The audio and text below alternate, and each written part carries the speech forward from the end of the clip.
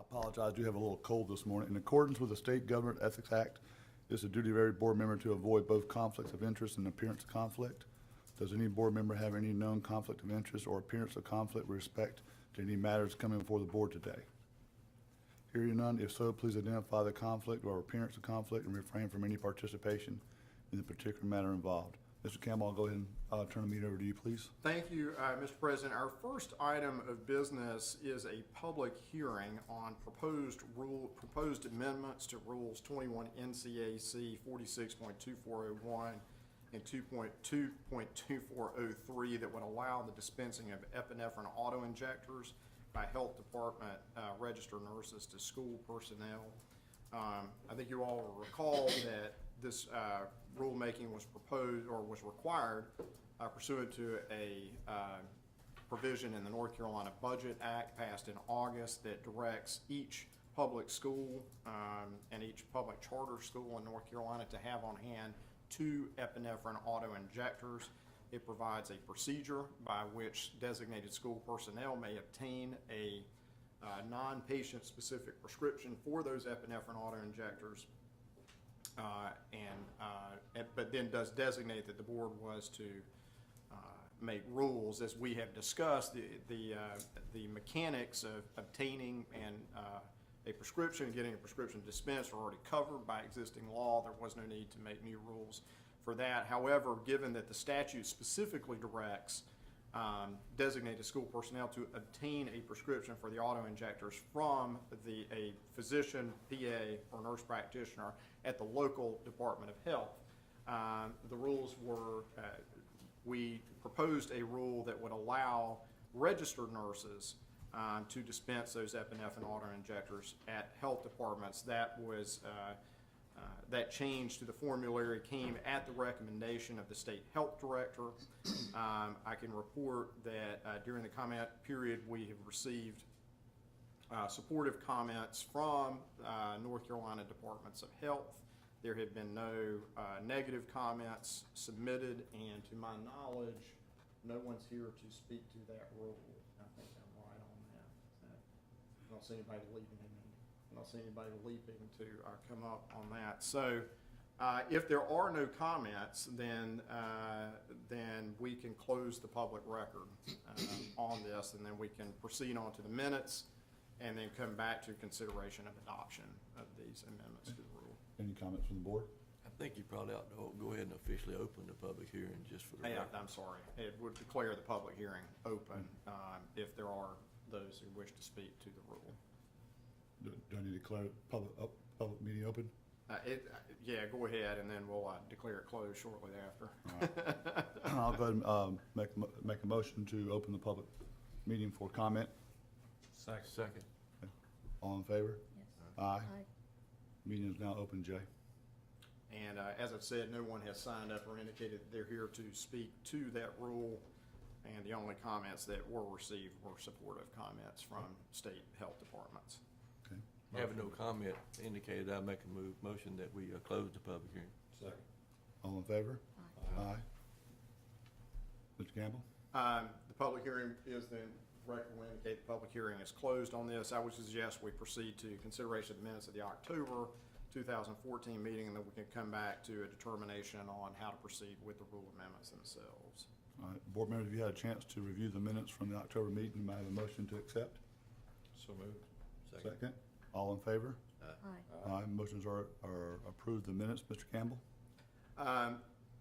Thank you, Mr. President. So we are back to where we started here. The proposed amendments to Rules 21 NCAC 46.2401 and 2403 are before you, ready for action. The board's options would be to adopt the rules as proposed,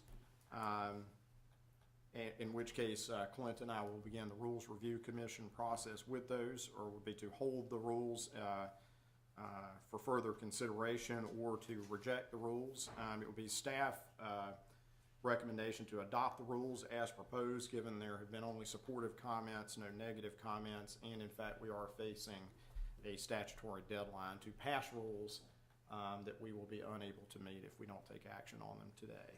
Yeah. Pleasure of the board. May I have a motion? I move that we approve this amendment to 21 NCAC 46, 2401, 2403. Okay, motion by Mr. Minton. Do I have a second? Second. All in favor? Aye. Aye. All opposed? No. Okay. Let record show we have a 2-1. Very good, and Clint and I will proceed through the rules review process. I don't know when they'll come up for meeting. Just FYI on rulemaking, we do have, we are scheduled to appear before the Rules Review Commission on December 18th for the review of the compounding rule amendments, and we'll certainly keep you posted on those. But hopefully by the time we meet in January, Okay. that process will be completed. All right. And this one will be on the same meeting schedule. Okay. So it'd be a fine old time over at the Rules Review Commission for us on the 18th. Next item on the agenda, Mr. President, is a request or a petition for modification of a consent order of discipline from pharmacist Elvis Tanyi, and I think I pronounced that right. I may well have goofed that up, so I'm sorry if I did goof it up. So come on up. It is Tanya, right? Yes, sir. Okay, thank you. I keep wanting to say Tanya, and at some point I've been corrected on that, and I keep forgetting to come back on that. I will introduce, this is Mr. Tanya's motion. I will give a brief background and then turn it over to Mr. Tanya and council for anything they wish to present. You have behind your tab a sort of table setting memoranda I will review very quickly. In November of 2013, Mr. Tanyi entered into a consent order of discipline.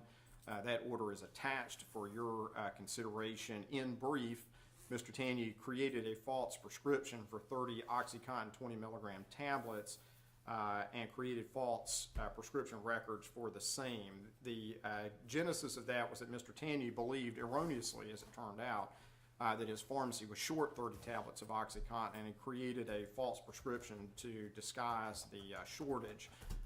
No tablets were in fact dispensed pursuant to that false prescription, and again, as it turned out, there was not in fact an OxyContin shortage at the pharmacy. Mr. Tanyi did undergo an evaluation for potential substance abuse and was found to have no substance abuse problem. That evaluation did determine, however, that Mr. Tanyi, owing to a number of factors, had an anxiety and stress management problem that led him to make a poor decision in an attempt to deal with what he thought was an OxyContin shortage. Mr. Tanyi's November 2013 order indefinitely restricted him from serving as a pharmacist manager or a preceptor, but it did provide that Mr. Tanyi could, at the appropriate time, apply to the board for removal of those restrictions. Mr. Tanyi has in fact applied for removal of both of those restrictions. He's undergone over a year of therapy with a licensed psychologist to deal with anxiety management. His therapist, as I'm sure we'll hear more about, reports that he has made substantial progress, has markedly reduced his stress level, and substantially improved his anxiety management skills, and he is functioning well both personally and professionally. So Mr. Tanyi is asking the board today to lift the restrictions in his consent order of discipline that restrict him from serving as a pharmacist manager and a preceptor. Mr. Tanyi's counsel is Jillian DeCant from Pointer Sproul, who will present his request and correct any errors that I have made in this summary. So Jillian, I turn it over to you. And Mr. Tanyi, if you're going to testify, we should probably go ahead and swear you in on that. But it is Mr. Tanyi's motion, so I'm leaving.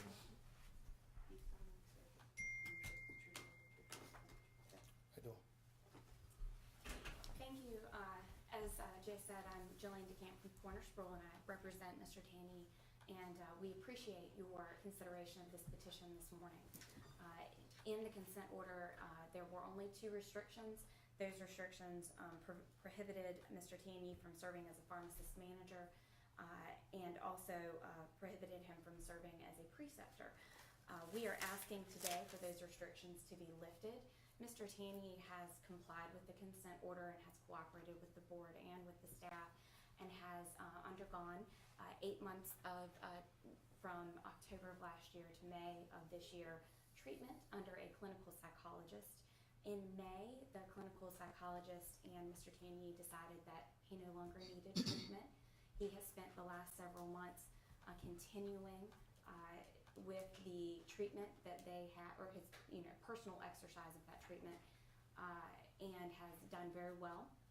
In October, he did meet with his clinical psychologist again, who said that he was in a fit condition to both manage a pharmacy and precept.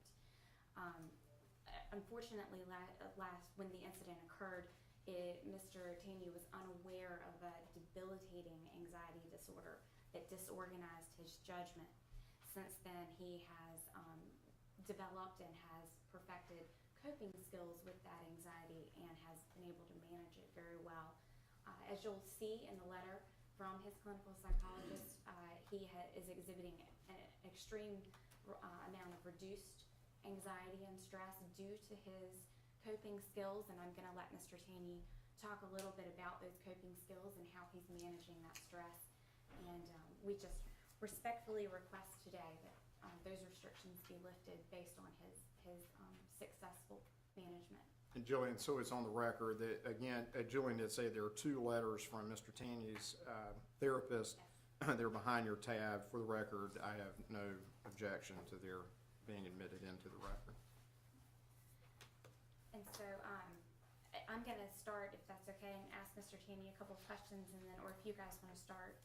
I would suggest, Jillian, go ahead and you can ask, and if the board members have questions or I have questions at the end, Yes, go right ahead.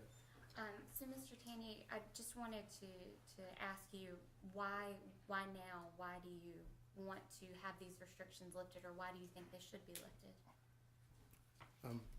Because I feel I'm ready. If you like this profession, you respect this profession, and you don't take the errors of judgment due to an illness lightly. So that's why from the beginning, when I had this incident, was the first ever that occurred, I was not even aware of that fact. I didn't have any answers to what had happened, why I got to that point. So it's when I went to the evaluation in Pavilion that I was diagnosed with that. So I worked so hard because I love this profession and I would do anything for that. That's one of the reasons I actually worked so hard to get it. Not only did that change my lifestyle, it changed me completely. Before then, before the incident, I was on 4 high blood pressure medications. Now I'm just taking 1 because the treatment I went through various techniques they call them CBTs, that work on the relationship that exists between your thought, your feelings, and your behavior. They really worked like a magic to me.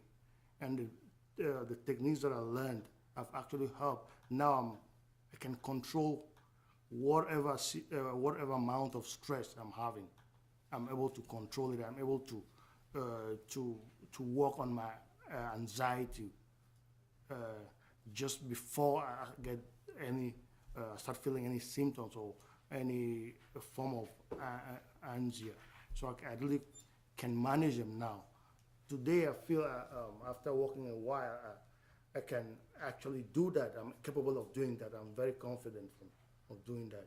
And doing that, one of the most important thing for a profession is to provide, not only provide, to make sure that to provide patient safety through our work, so that patients are safe when we do the work. If I had any doubt in me that I will be, my judgment will put patients at risk, I won't stand for this. I won't come to ask for that permission because I understand the consequences of our mistakes. And today I'm fully convinced that the treatment I'm going and I keep going through now, I can do that. Do y'all have, that's all the questions. If I could, Mr. Tony, you've continued to practice pharmacy throughout this period, is that correct? Yes, sir. And you've continued to practice in a retail setting, is that correct? Yes, sir. And that was the practice setting you were in? Yes, sir. Before when it had, what sort of, and believe me, I'm very aware generally of what retail settings are like. How would you describe, well, let me just ask, where have you been practicing since you entered into the consent order? In an independent pharmacy. Okay, and what would you say? Would you say it's a high volume store, low volume store? You know, and I understand those aren't. It's a medium volume store. Yeah. I mean, how many prescriptions on an average day would you say? 150, 200. Okay, and what kind of staffing did you have when you were working? I have one technician, So it's you and one technician. working technician, yes. And throughout that year of practice, now since have there been any complaints made about you, to your knowledge, to the Board of Pharmacy about any problems with your practice? No, sir. Have there been any complaints, to your knowledge, made to your employer about your practice? No, sir. By patients or otherwise? No, sir. Okay. If you were to have the restrictions lifted for pharmacist, manager, and preceptor, what's your plan? Do you have a pharmacist manager position waiting for you now, or No. you just want the option? No, sir. Just want the option, and it's fair to my employer and to anybody that if something happens, God forsake, I can step in and help for a few months or something. And I want to back up and make sure too, something is clear on the record, and Jillian talked about it, but I want to make sure, because I do think it's important in a positive way here.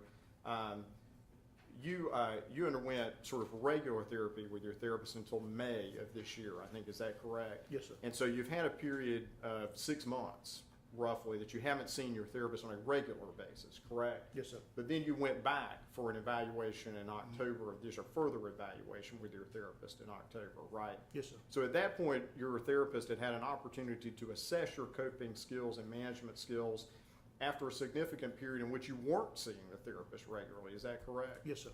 And your therapist, to your understanding, she wrote a letter that said he is internalized and exercising the coping skills that we talked about and is functioning well, is that correct? Yes, sir.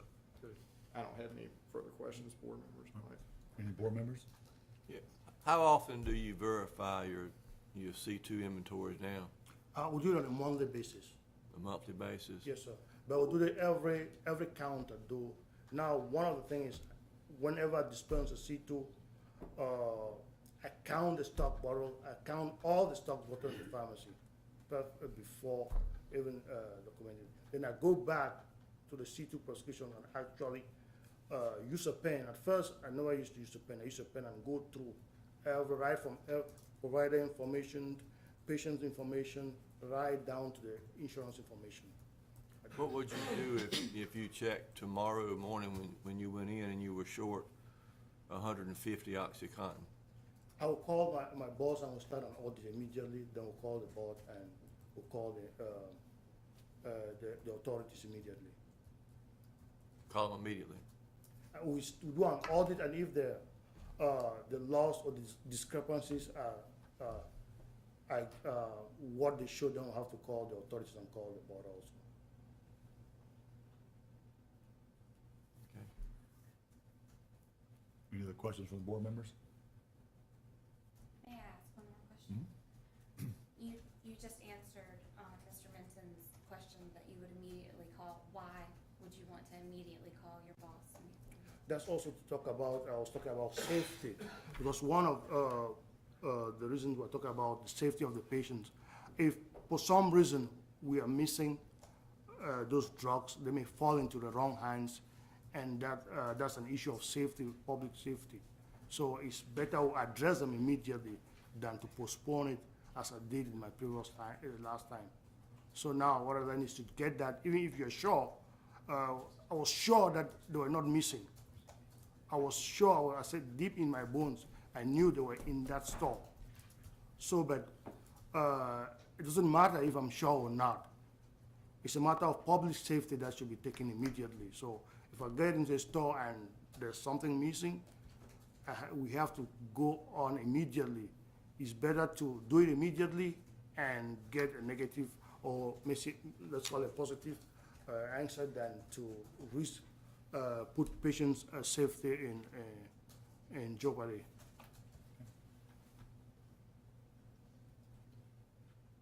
Any other questions from board members? No, the pleasure of the board for a motion. to restate the request, Mr. Tanya, I'm sorry, I keep saying that, Mr. Tanya's request is to have the two restrictions that, right now he's prohibited from serving as a pharmacist manager and as a preceptor for pharmacy students. His request is a modification of the order to lift those two restrictions. Mr. Madden, or, Mr. Mixon? I'd like to make a motion that we approve his requests as outlined by Mr. Campbell. Do I have a second? Second. All in favor? Aye. All opposed? Motion carried. Mr. Tanya, we'll lift those restrictions as of today. Yeah, let me, Mr. Tanya, tell you how to, and Julian, so you know, I will either today or tomorrow draft up an order that will be incredibly short, that will just say that these two conditions have been lifted. Julian, if you want to see it ahead of time, you're welcome. I think you will find it a solid 3 minutes worth of work. So if she bills you for more than 3 minutes worth of work on this, that's between you and her. But I'll get that out by tomorrow, and I'll send that by email if that's acceptable. Your Honor, I object. And if we, Sounds good, and then we'll get it done. Thank you. Thank you both. Thank you, sir. Good luck, sir. Mr. Campbell? Mr. President, next item on the agenda is also a petition for modification of a reinstatement order from pharmacist Amanda Gatlin. And I know Mandy is here. Come on up, Mandy. I know Valanda is here with Mandy. And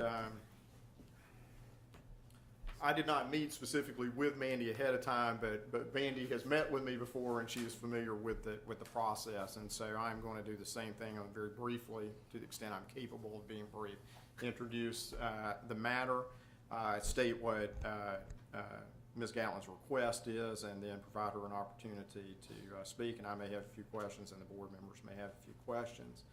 So, board members, behind the appropriate tab on your website is a backgrounder page, as well as a copy of Ms. Gatlin's reinstatement order with conditions.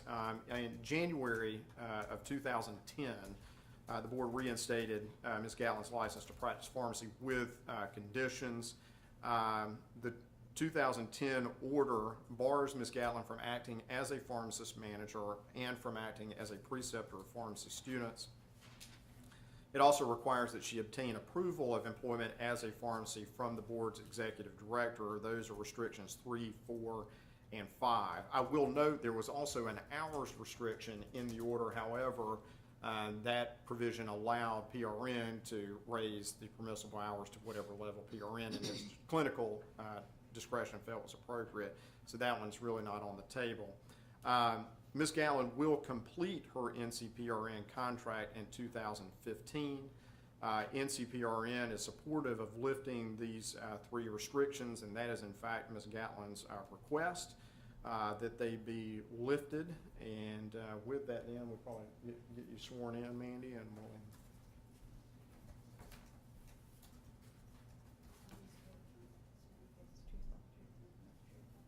I swear.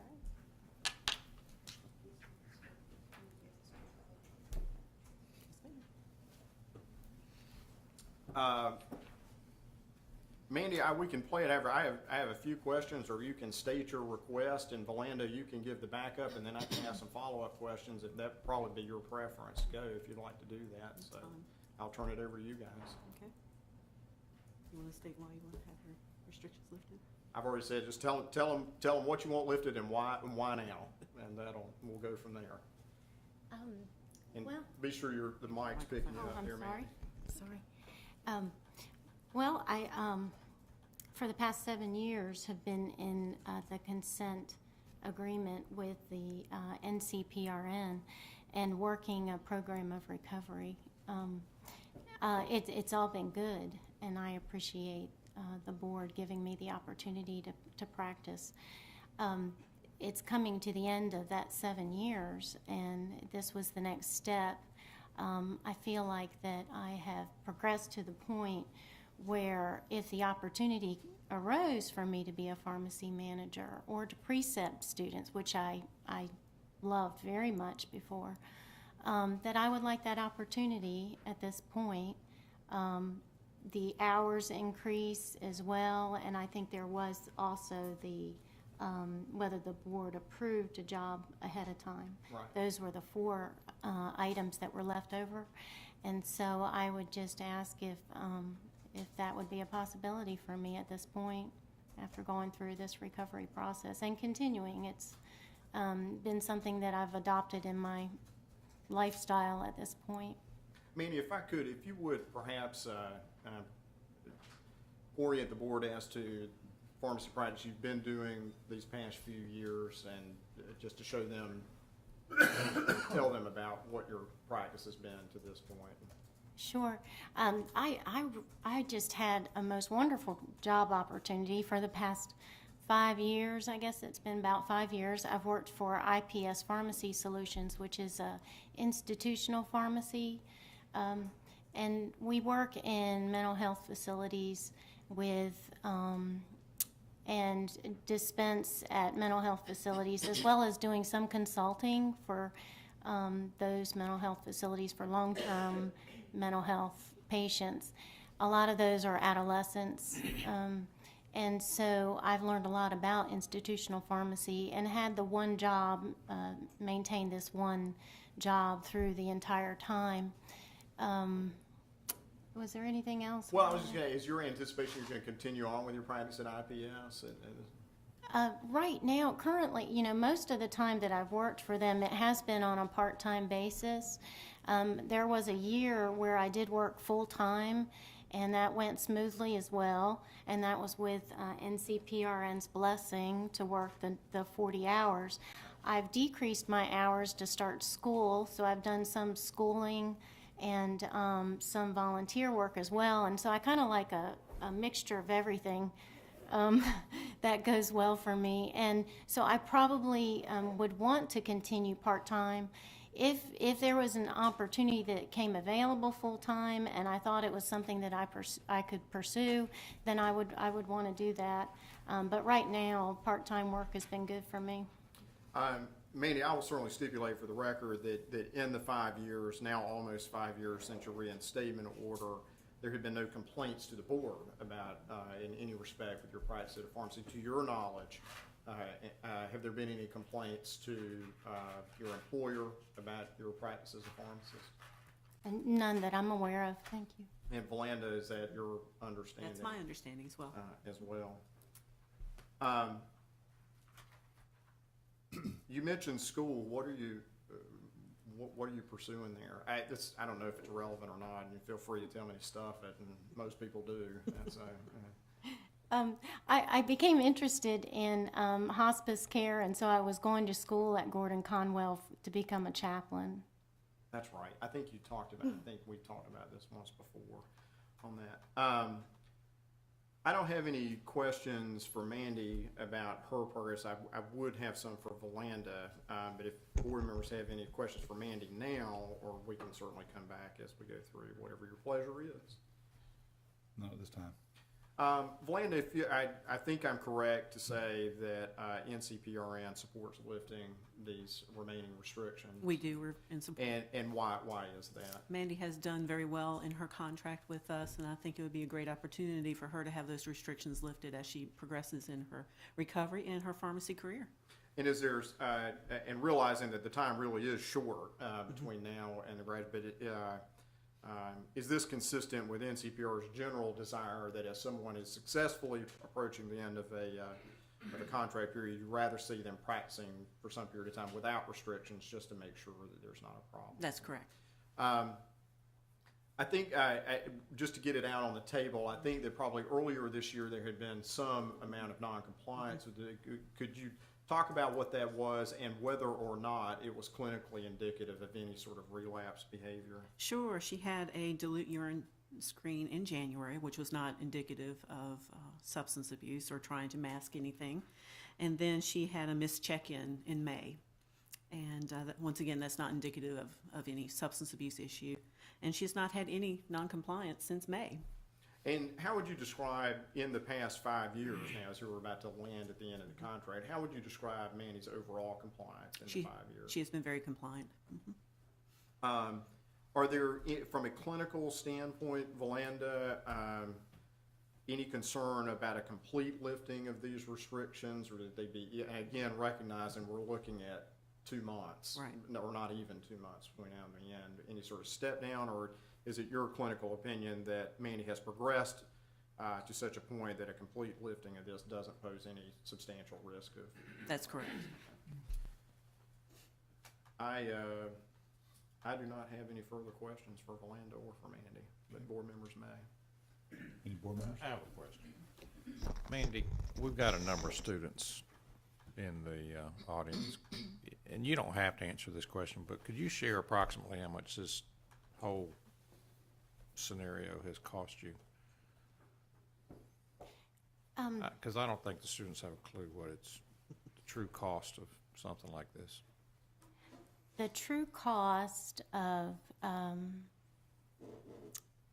making the mistakes that I made, being an addicted pharmacist, is that what you're asking The about? treatment costs is primarily what Oh, financial costs. yes. Yeah, and I was just saying, I think Mandy's such a, there are many costs, financial and otherwise. Sure. So, yeah. Well, I was gonna say that it truly, you know, there was not a life that I had before I came into recovery. So the cost, I don't know that there was a cost. All it's been is to give me a new life. And so honestly, I am so very grateful to have a life now. The financial cost is so funny because I talked to a board member about whether the cost was too high to go to treatment, because at the time, you know, I was in a lot of denial, and it was probably $40,000 or $50,000 that I paid back slowly over about 3 years on a monthly basis, and that was all part of my recovery as well, learning the full amount of that cost and what happens and how to go about paying people back the right way. My only hope is that this work will continue with NCPRN and that pharmacists will continue to help other pharmacists to get into recovery. That's my hope. Thank you, and I didn't mean that to be so personal, but I think it is important that future pharmacists understand how a small discretion can be so devastating. Yeah, that 40 or 50,000 was just for treatment. The amount of cost since then, as far as monitoring and that sort of thing, is much higher, and I've never really calculated that. Oh gosh, yeah, I'm not even sure. Thousands. Any other questions from the board? Can I make a motion? Yes, sir. I do move that we grant this petition to release 3, 4, and 5. Second. All in favor? Aye. All opposed? Motion carries. Mr. Campbell? I say one thing on the record, Mandy, your case was literally one of the very first ones that ever crossed my desk when I started at the Board of Pharmacy now almost 9 years ago. And it's been very satisfying to me, and I'm certainly much more satisfying to you, but certainly very satisfying to me to see what you've done in those days. And so those were some dark days. When I first started, I think you were in a dark place. I was trying to figure out what the hell I was doing here. And it gives me a lot of personal satisfaction to see you sitting here today, a month and a half away from finishing. So I congratulate you on a personal level. I think in some ways you and I grew up together through some of this process. So turning to more prosaic matters, I will certainly prepare a very brief order that indicates that these conditions are lifted. Again, there's not going to be a specific lifting of the hours thing because PRN has already done that effectively, and it's at their discretion to lift it at any point. And certainly once you've completed successfully your PRN contract, there won't be any hours limitation. So I will get that order done. I will get that out to you this week, and Valanda, I'll make sure you have a copy for your records. But congratulations, Mandy. Thank you. And also, I've known you for a long time. And I've sat on both cases, and I'm very, very proud of you because you're from our back of the woods. And it's good to see you going forward, and I wish you all the luck. I'm very, very proud of you. Thank you. I appreciate it, John. All right. Ms. Thank Campbell? you all. Yeah. Next item may, just to offer this up, if we wanted, our next item, Jim, we can move right into. It also might be a good time for a biological urges break, if that's the pleasure of the board. So, Mr. President, I'll leave that to you. I saw some nods, so.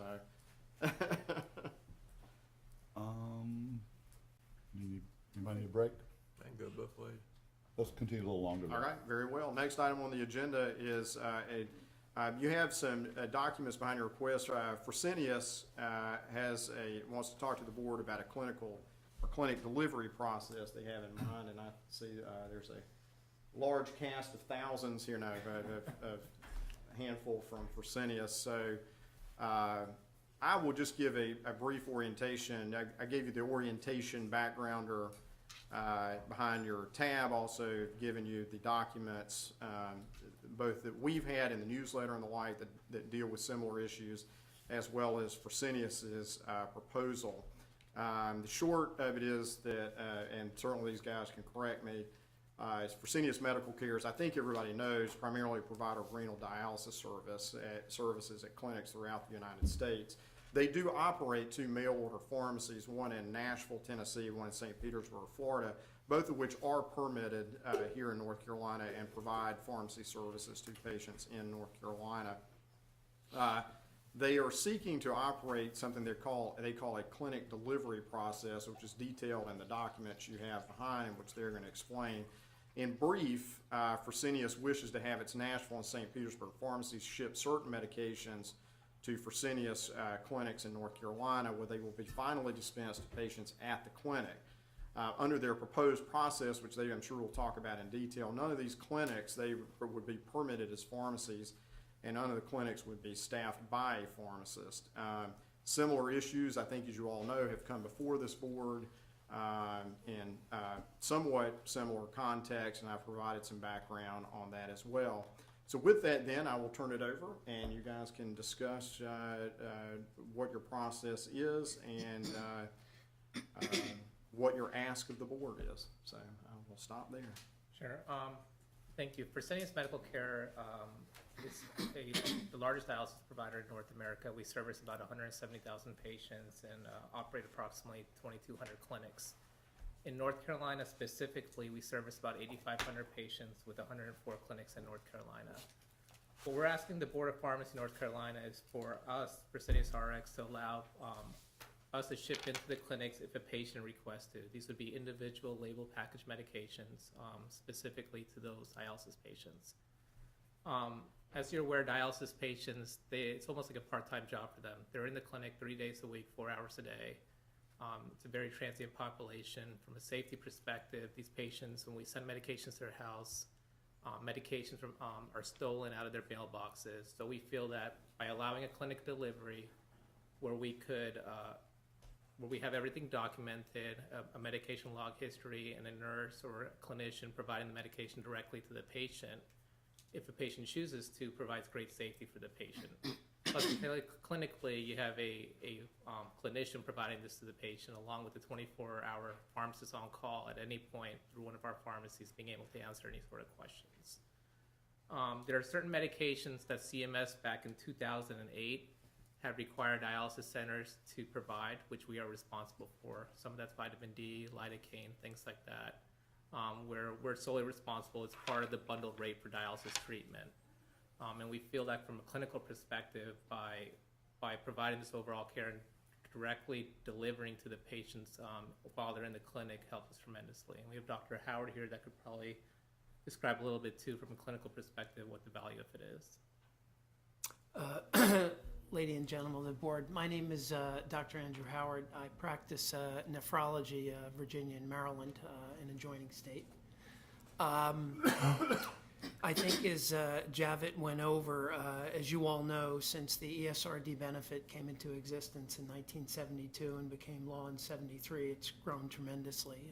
We started out with approximately 10,000 beneficiaries. We've grown to approximately 500,000 receiving dialysis across the United States. There are 250,000 kidney transplant patients. This is appropriately an area where regulation is quite heavy. It should be. It is a therapy that carries risk, and because of that, it has to be performed in the most appropriate manner.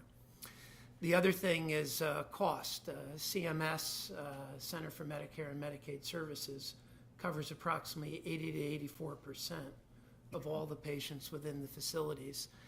The statute Javit referred to is MIPA. You certainly may remember that, Medicare Improvement for Patient and Providers Act.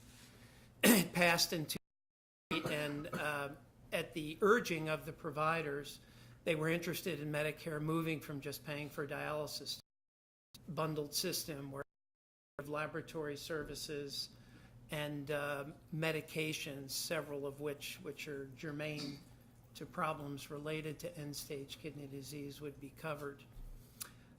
There are approximately 7 large baskets of these medications, and when this act effectively became law, when CMS policy came into effect in January 2011, facilities were forced to cover this. To respond to this, the 2 large providers, Fresenius, DaVita, did begin mail order pharmacies. So those are in existence.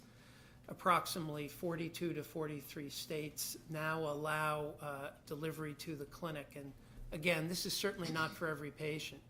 Up to about 30% of patients, because of living in high crime areas, do ask that medications be delivered to the clinic rather than their home.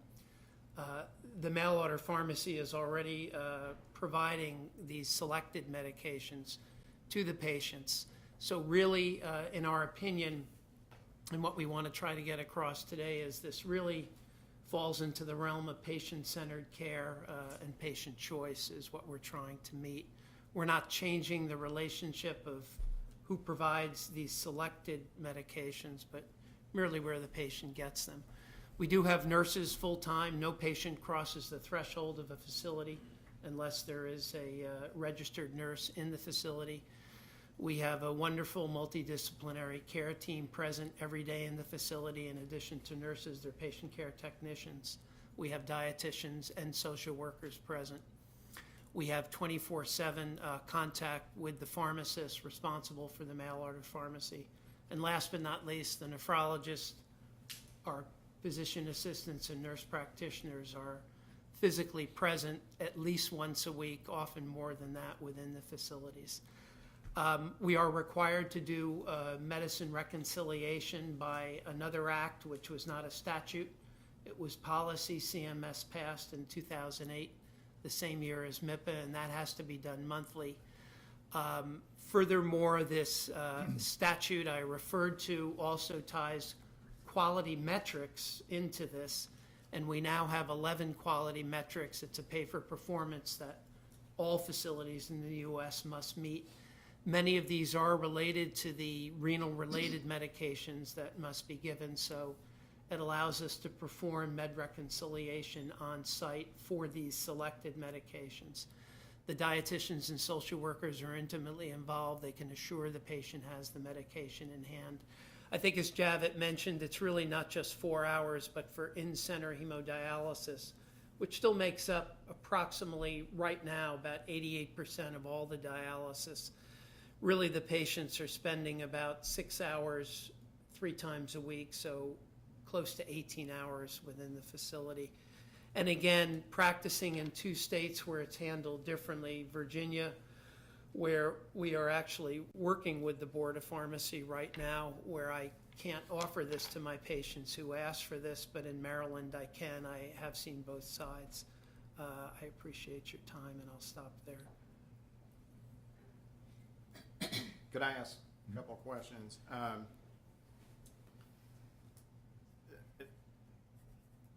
You mentioned the number of providers, RNs, dietitians, social workers, I'm sure MDs are at these facilities. Why not pharmacists? I mean, everything you're telling us is about a medical home, medical care, and you're telling me we've got everybody we can think of under that roof.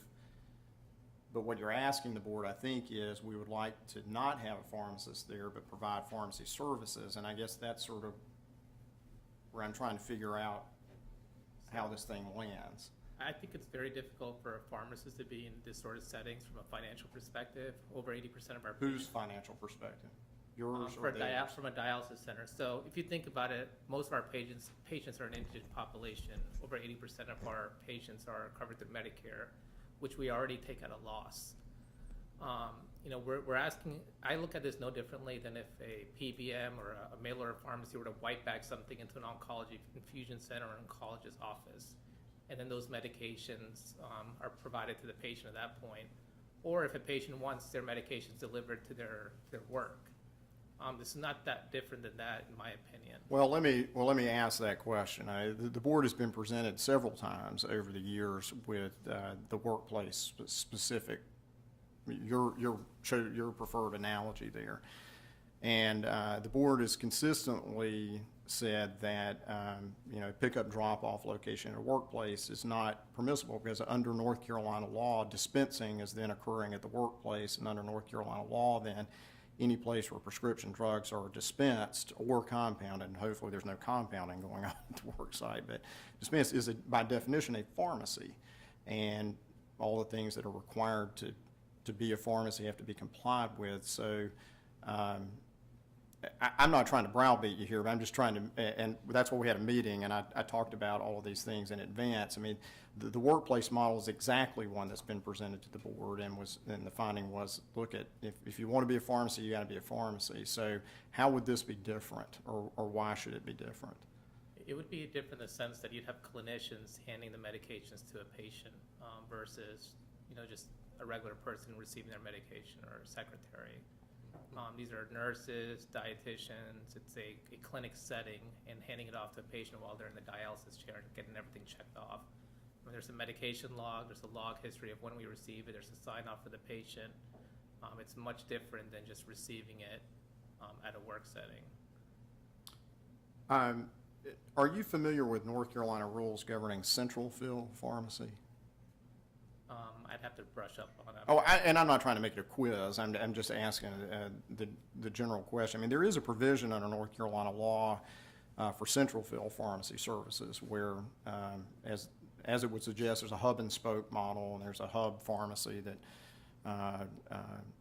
will do a lot of the packaging and initial dispensing, then provide drugs out to the in-spoke places. But the in-spoke places are still pharmacies, but they will have a pharmacist, and they may have reduced hours. They don't have to require a lot of overhead, but they do, and that's the purpose of central fill, is to allow a pharmacist at the end of a spoke to do the things that the Pharmacy Practice Act requires, but maybe the cost structure isn't quite the same. Is that something you guys have investigated either in this state or in any of the other states in which you're operating? We have not investigated this at all. So does that make sure I understand it correctly? It's a central fill. It's almost like we do data entry and then it get filled out of North Carolina and directly to the patients in North Carolina from that pharmacy? I think probably not all that productive to sort of go through a tutorial on central fill at this one, but the idea is there's a hub pharmacy and it has spoke pharmacies on the end, and the spoke pharmacies on the end may have reduced hours and staffing and the like because they're not dealing with the same amount of inventory and the like. But there is receipt of orders, transmission of orders, fulfillment of initial orders at the central fill. They're provided back to the spoke, and then the final dispensing occurs. In other words, I'm just asking, there's a mechanism in North Carolina that is designed specifically to allow something less than the full-on, I've got to build a pharmacy and the whole 9 yards at the end of the spoke, but still allows pharmacy services to actually be provided. And I was just curious as to whether you guys had looked into that as an option. Now, it would require there be a pharmacist there. Right.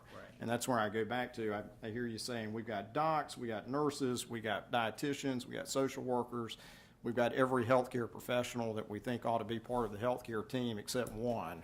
And I'm not making this point from the standpoint of protection, but you have to understand that it undermines the medical home argument a little bit, I think, to say, well, we're happy to have everybody except a pharmacist. So our pharmacists work directly. We have a lot of care navigation programs where we work directly with our clinics, and we work on patient discharges and have our pharmacists review the patient's medication history, and if there are any issues to prevent readmits, we'd work hand in hand with all of our clinics doing stuff like that. We just don't have a pharmacist physically in each one of these clinics. Let me ask you another, do you guys operate in Ohio? In Ohio? Yeah. As a non-resident pharmacy. Yeah, but you have, Fresenius has clinics in Ohio. Yes, That's my question. Are you familiar with Ohio's rules? Ohio has a specific set of rules that they put into place to allow, and I'm not, board members, to be clear, we don't have that rule, and I'm not suggesting that we take that up. I'm just making a point. But in Ohio, which was being approached by variations on a theme, which our board clearly has. It's been workplace, or it's been you guys, or there have been at least a couple of other permutations of the same idea. Eventually in Ohio, they did a rulemaking in which they provided that there was facilities that aren't, I don't know what they call them, pharmacy light, or they called them something in their rules to specifically deal with this particular issue. So I guess my question is that the mechanism through, if you've accomplished this in Ohio, was that the mechanism through which you accomplished it? I'd have to read up on the Ohio rules. I believe it is the same mechanism. Right now we deliver, there are 42 states that allow for clinic delivery, and we follow the same mechanism for those states. Right, but right, I heard that at the beginning, but my question is, to your knowledge, and you may not know, and that's fine, I'm just asking the question, was this the Ohio model? Did you guys go to the Ohio board and say, we think we fit into this existing set of rules you've got for this, or how did that work? I'd have to go back and check. I've been with the company for 2 years, so we may have done it before that. Well, let me ask about Virginia. You mentioned that you're working, I am certainly aware that Virginia historically has had the same position we have with respect to, sort of, you can't get a little bit pregnant. If you want to be a pharmacy, be a pharmacy. If you don't, then you're not. You mentioned a process in Virginia. What process are you talking about? Is there a proposed rulemaking going on in Virginia, or what? What's the path? Yeah, sir, what I had referred to actually earlier is we actually had an initial meeting earlier this month, about 2 weeks ago, and then we'll be meeting with the full board of pharmacy next month. So I got you. it is the same issue. If I could, sir, if I may, yeah. just to try to address some of the excellent points and questions that you I don't know if raised. they're excellent or not, but No, I asked the question. I think they are. I should share with you a couple other things that I do outside of full-time nephrology practice. So I had the privilege of chairing the Pharmacy and Therapeutics Committee for the Inova Health System. Some of you may know that. It's a large system in the northern Virginia area. My kids were born at Inova Fairfax. Excellent. And What that is is the- growing by leaps and bounds. I was there yesterday, and I'll be there the rest of the week. But I think as a physician who's had the privilege of working with clinical pharmacists, I think I'd be the first to support everything you said. Another venture with Fresenius that I'm involved in, which may have some bearing on this, is all of us look to where we're going with healthcare in the future. I'm a physician consultant for a large pilot trying to reduce the 30-day rehospitalization rate and hospitalization rate for end-stage kidney disease. Suffice it to say, it's twice what the regular Medicare beneficiary rehospitalization is. What we actually are utilizing in that is working with case managers, utilizing the services of remote pharmacists through electronic medication reconciliation to work with the patient family and the case manager to reach a larger number of patients and actually having a pharmacist on ground at site. We also have actually done the same thing with the case managers to enable us to cost effectively reach the largest number of patients possible. The last thing I wanted to add is even prior to the bundling of payments to dialysis facilities, as I know all of you know very well, we have been required to administer medications to treat red blood cell deficiencies, intravenous and now more recently oral vitamin D preparations, intravenous iron and selected antibiotics for infections related to ESRD for quite a number of years, even preceding the bundle through the dialysis facilities. Every facility has secure storage mechanisms for this, and for almost all states, this has to be the registered nurse who actually does distribute this. The physician provides the order, the nephrologist, the MD gives the order, but it's the nurse who actually gives these medications. In this particular area, for this selected group of medications, we're not talking about administration. Through Fresenius RX, the mail order pharmacy, these come as prepackaged. Package is not broken into. It's merely, again, to go back to the request of the patient to have the package handed to them while they're in their chair at the facility rather than waiting to hope it'll be still present in the mailbox once they get home. I hope that helps her.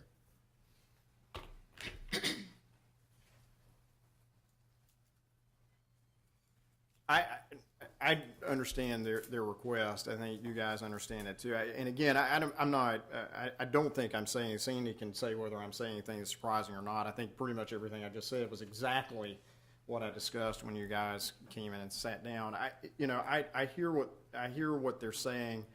From a staff position, my concern is, one, that there are models that exist, and I talked about this with these when we met, that would allow some version of what they want to do, the hub and spoke thing. And I get there are probably cost reasons and other reasons they would prefer other models.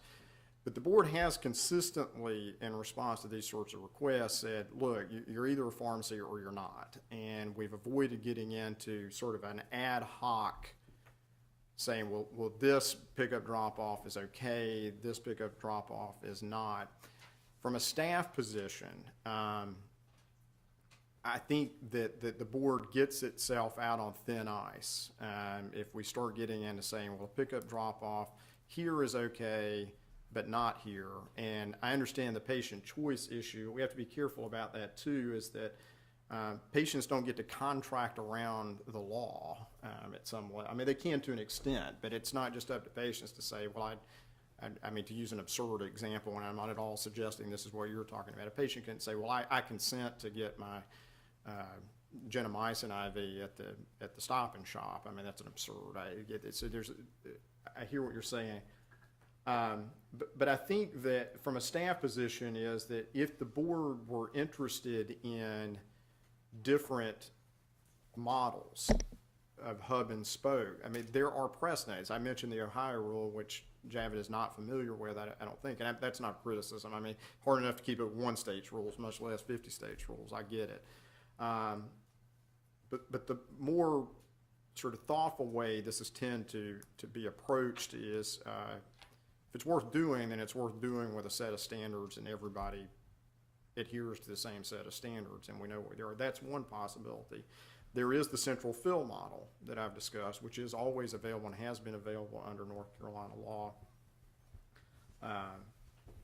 to do that. But I do have concerns, and again, I expressed them to Sandy when we were here, that this is sort of asking for an ad hoc exception. It's an ad hoc exception to an ad hoc exception in some ways, because we've had this before, and that would be my staff concern. Now, you guys may feel differently about how to approach and the like, and I certainly would defer to that, but from a staff position, that's my concern, is we're getting into ad hoc stuff. And I also don't know whether in your other states, again, Ohio has rules, but I don't know what the other states, 40, 42, and I'm not disputing what you're saying, that you're being allowed to do that, but the mechanisms of how you're being allowed to do that might be incredibly important. I don't know whether 30 of those 40 have some sort of rules that deal with this or don't. Sandy, I see you're itching to say something, so that's Mr. Chairman, Matt Feinberg, my name is Sandy Sands with Maxon Pruitt, and again, Jay is absolutely right. These are the issues that we discussed, and the drop-off pickup situation, the employment situation. We're very well aware of that. And of course, I advise my client that what we need to do is distinguish ourselves from this situation, and we think that the healthcare setting is a distinguishing factor.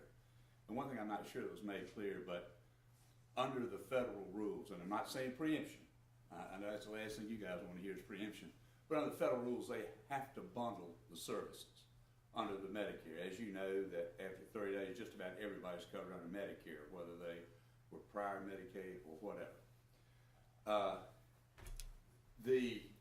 everybody, in order to be bundled, and Fresenius has taken the option to go through the mail order delivery of drugs, which, 10 or 15 years ago was unbelievable that you could do that. We all had our family pharmacy down the street, and I still do. But what happens is that since they have to get their drugs from the mail order pharmacy in order to be bundled, most of the people, 70%, get them mail order, get them at home. They're about 30%. I'm born, raised, grew up, still live in Reedsville. Could I stop you just a minute? Yes, sir. What you just said absolutely makes no sense to me. They have to get their medication from the mail order pharmacy to be bundled. Can you verify that for me, somebody, please? This is specifically bundled medications, so it's not any of the Part D medications. It's specifically vitamin D and lidocaine that, Then you need to clarify what Yes, you're saying, I sir. apologize. These That is medications- totally incorrect and represented in a poor manner. so the patients do have choice for all their Part D medications. Part D medication, yes. And they do go to probably local North Carolina pharmacy, since we just specifically provide renal medications to our patients. Yes.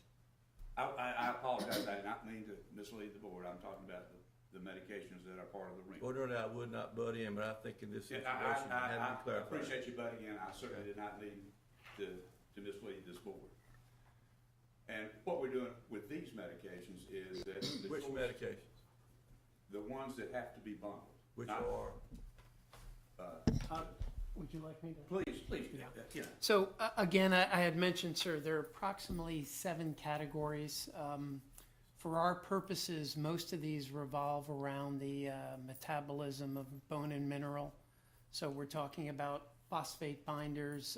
There is only one drug to lower parathyroid hormone, Cinecalcet, Sensipar is the only one at the present They time have for to that. be bundled in order for it to be paid, is that correct? Well, there are actually 7 other categories, sir, and that's what I just wanted to mention. These are broad, and But some of these, Specifically, you brought up Sensipar. right, mhm. It does not have to be bundled. No. Okay, let's don't Sensipar talk about and the bone and mineral metabolism drugs do not need to be bundled. There's 7 classes that need to be Which bundled. drugs need to be bundled? Sir? Which drugs need Well, to be bundled? well, they fall into the antiemetic, anti-infective, antipyretics, anxiolytic drugs specifically for restless leg syndromes.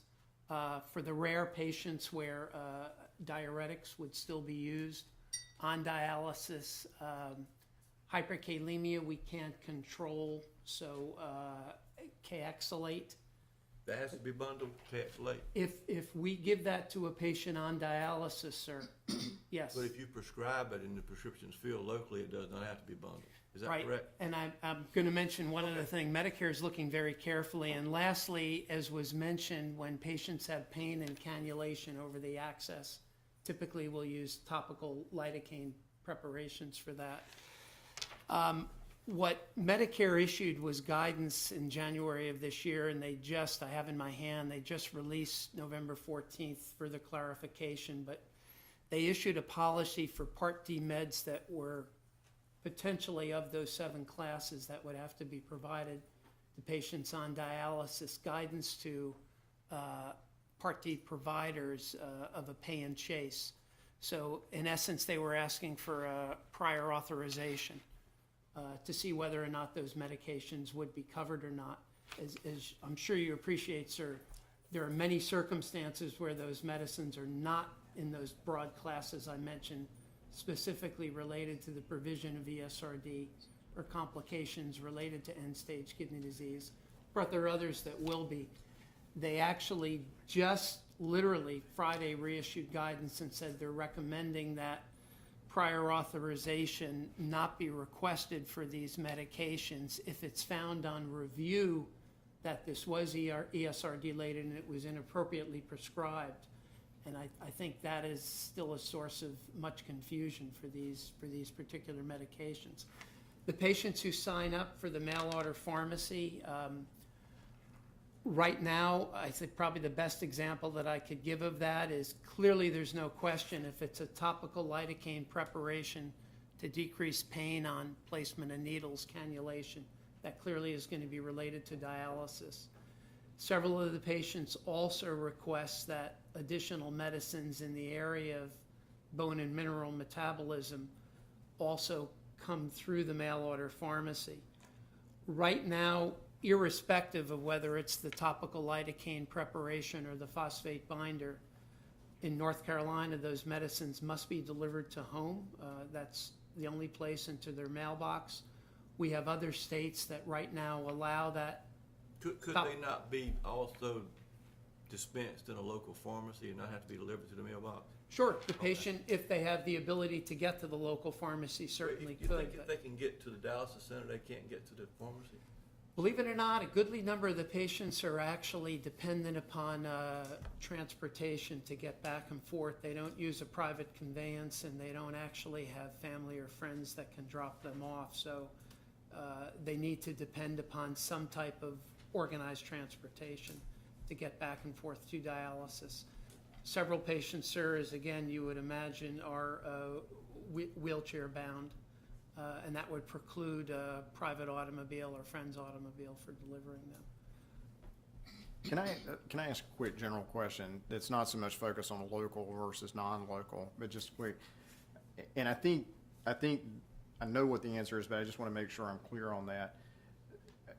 I hear what you're saying about there's some universe of drugs that have to be bundled. They're paid for in a bundled process. It's not clear to me what that universe is, but it's not material for my purposes of my question. There is.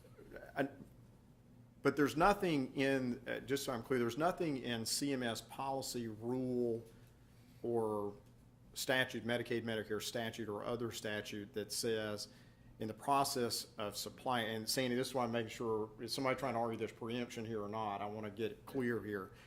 I'm not aware of anything in any of those laws that would say you're prohibited from using a pharmacist in that, or you're prohibited from setting up any particular model of delivery. You've got to bundle them some universe in some way, but am I correct that neither policy nor rule nor statute says this is the only construct you can build to do the bundle? Is that right? I'm going to take a quick stab, and I'm going to turn it over to Javit as the clinical pharmacist, the Pharm B. But yes, sir, you're exactly Right, correct. okay.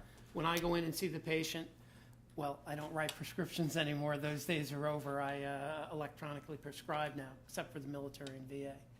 But I am transmitting a prescription, and it's the patient's choice. And we have preloaded both retail pharmacies, and I would venture to say the majority, well over 2/3, 75%, also have a mail order pharmacy. I actually will inquire as I'm doing my weekly rounds. Let me ask where one thing they want that. real quick, and I really wasn't asking Sure. from that standpoint. I appreciate your answer on that. Really, mine was a simpler question, that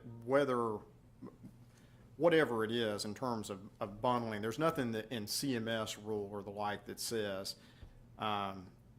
Fresenius, in doing this and to get reimbursed, you're prohibited from having a pharmacist at your dialysis clinics, or you're prohibited from setting up a hub and spoke that would have, I mean, they don't dictate that to you. You got to figure out how to bundle it. And listen, I hear you loud and clear.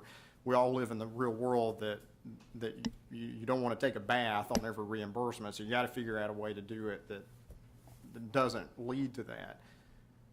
But it's not CMS saying you can only do mail order, and it can either go to the patient's home or you can send it to clinic. But if you're going to do a clinic and sort of do the final dispensing to the patients at clinic, nothing in CMS rule says you're prohibited from having a pharmacist do that, or you're prohibited from having a central fill or whatever it is.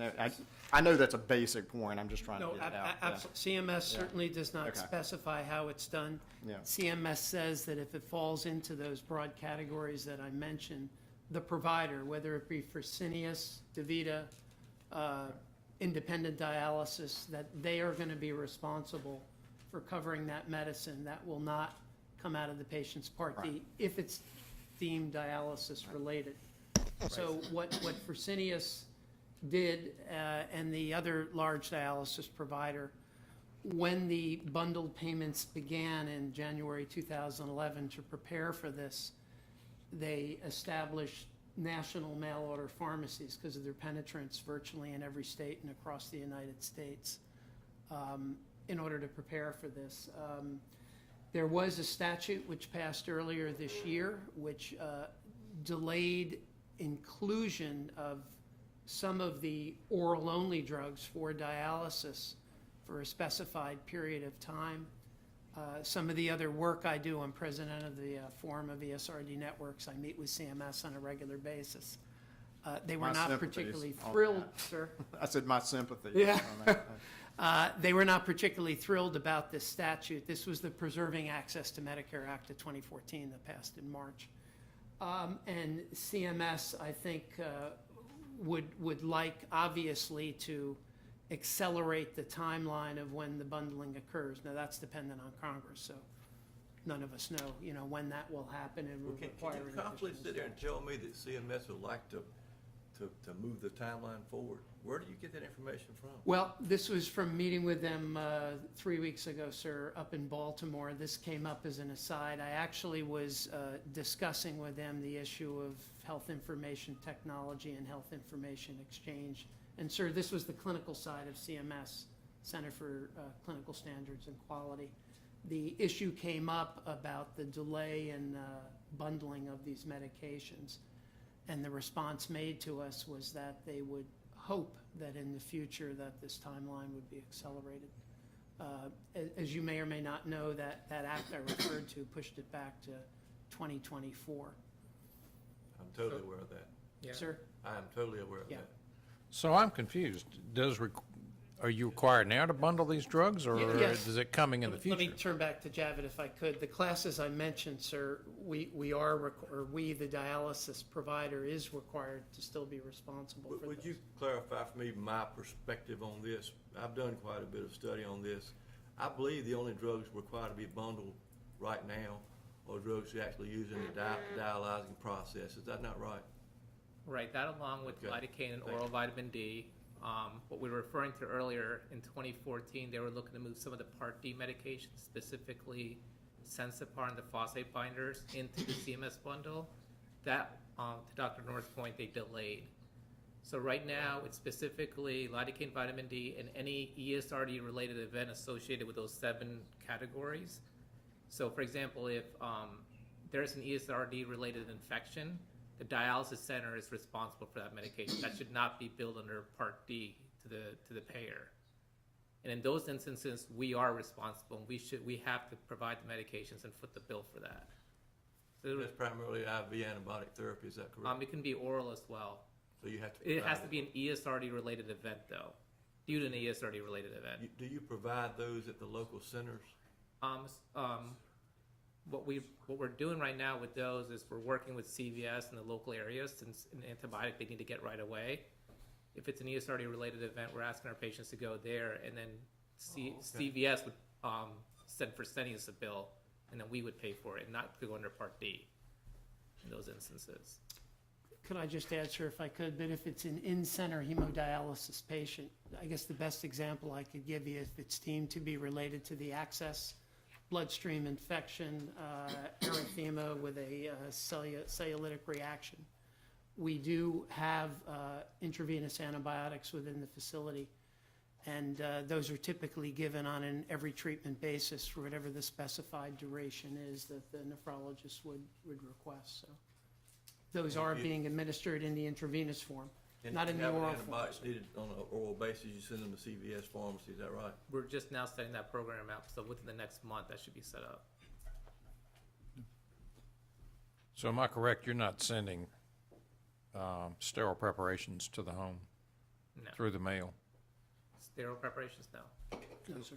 Let me cover a couple of things just to reorient, and because I know you guys have talked about drugs for administration, and of course that's true and sort of and largely irrelevant to the principal point. I mean, nobody's talking about drug that's going to come and be administered at a facility. Everybody that's never that's never been a question under the law. But just sort of again, I want to reorient a little bit. Is that under North Carolina law, the General Assembly has made some decisions about what types of places they can dispense, and this just isn't one of them under current law. I mean, there's, of course, a pharmacy, a central fill operation, which I've already described.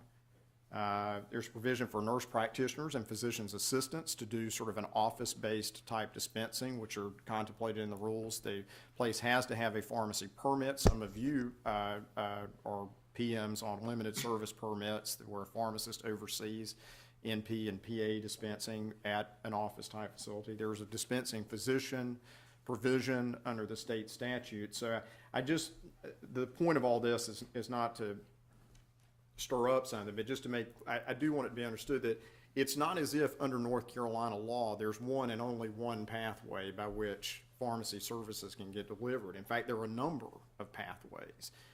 This just isn't one of them right now. I mean, the board could, I believe, should it want to, could take up a rulemaking proceeding, and we'd have to balance that against what the statutory restrictions are to look at that. But we're not without options in this state.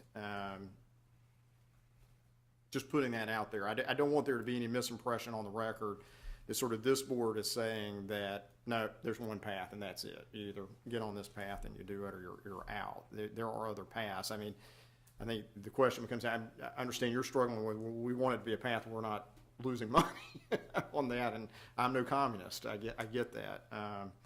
But those are there, and that's why I'd asked some questions, Javed, about sort of what the alternatives had been considered within things that are allowed clearly under North Carolina law.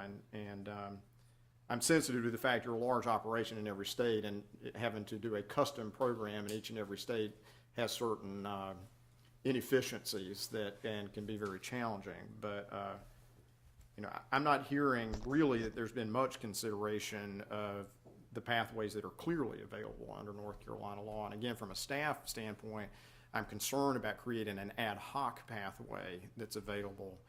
So we'll be, I don't, Sandy will appreciate this. I'm not always in terror of the slippery slope. You could manage slippery slopes, but there would be management. And particularly, how do we square, for example, that dispensing under this model at an office is okay?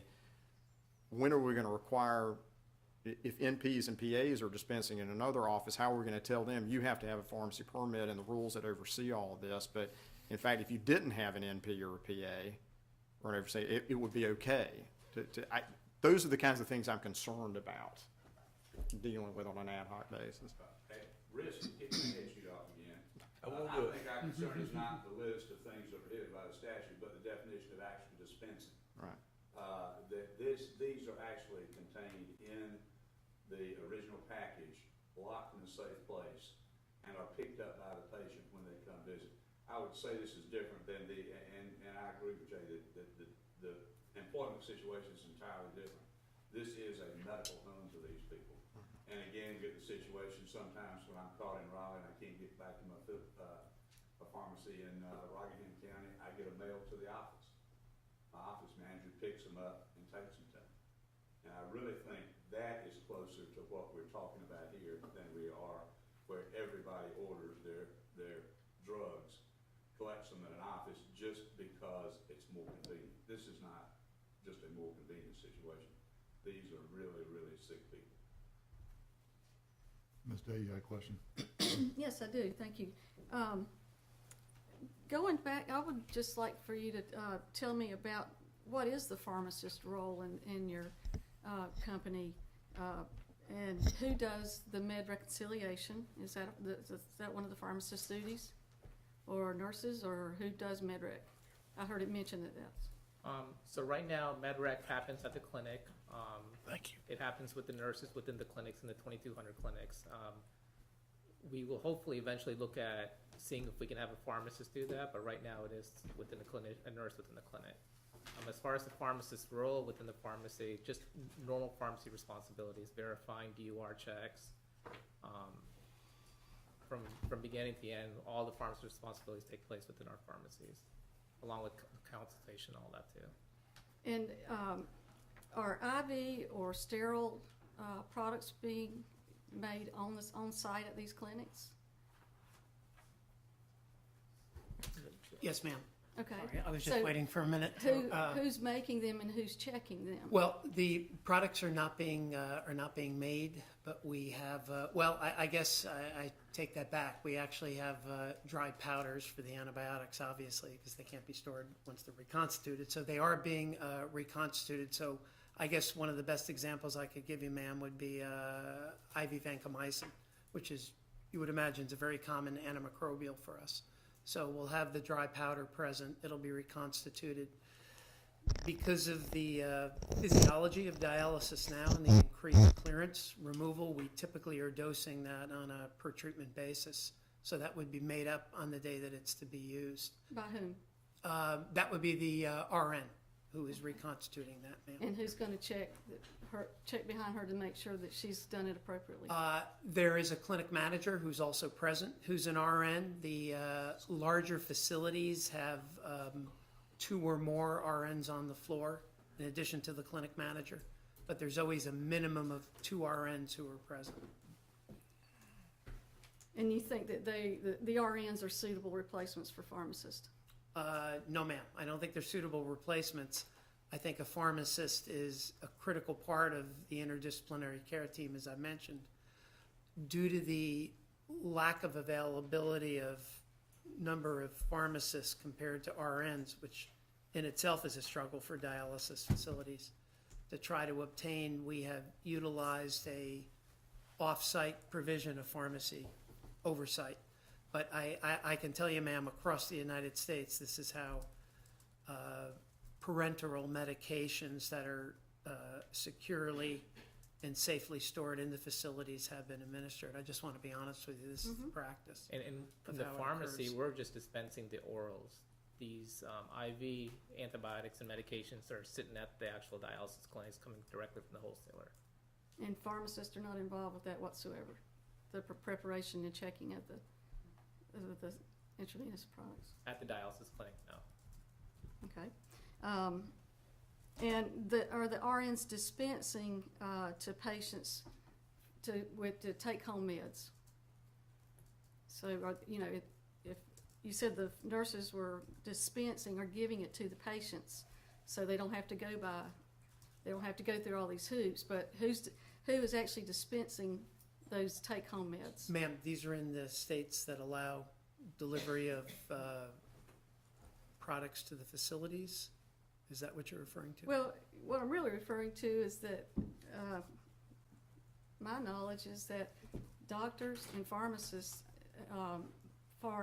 except for a couple of exceptions, are the only healthcare professionals that are allowed to dispense that verb.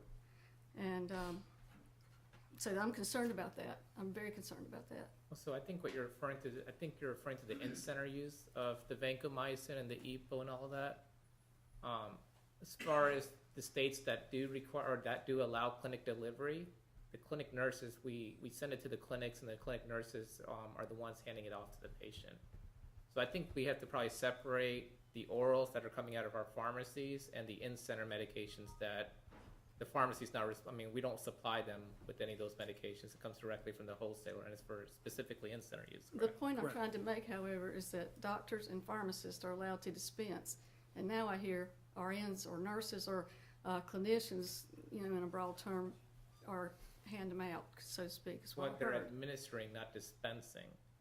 to take home. No, No. ma'am. I'm It's sorry. all I use- didn't make that clear, ma'am. This That's is all in for, clinic use. yes, ma'am. This is actually during the actual dialysis treatment these are being given, ma'am.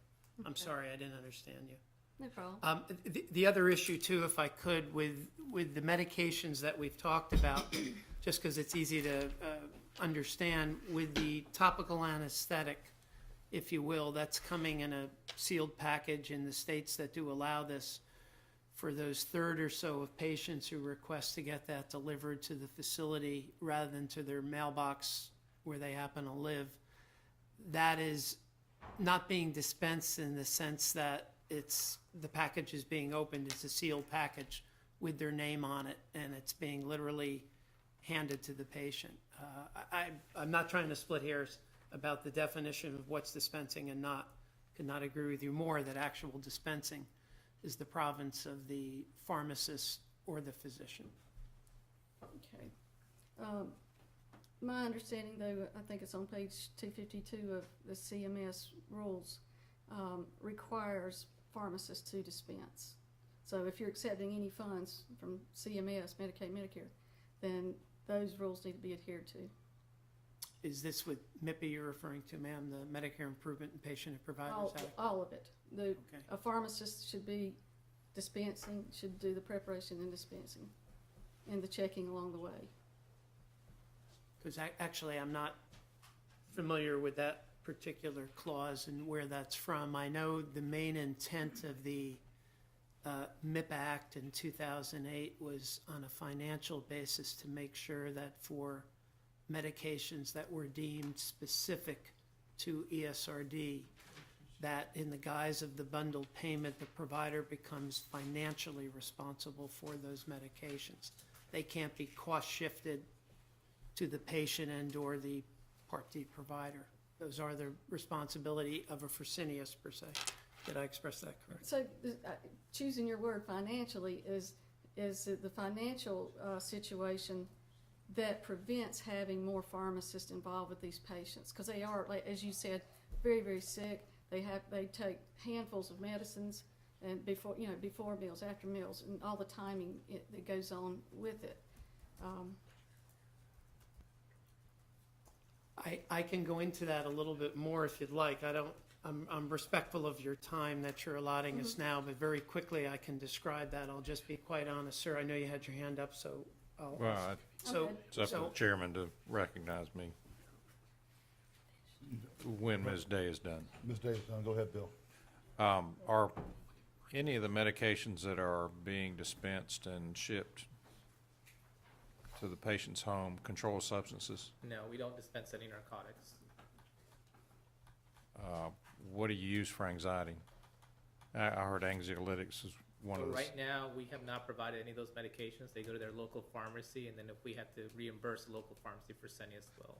How about refrigerated medications like erythropoietin?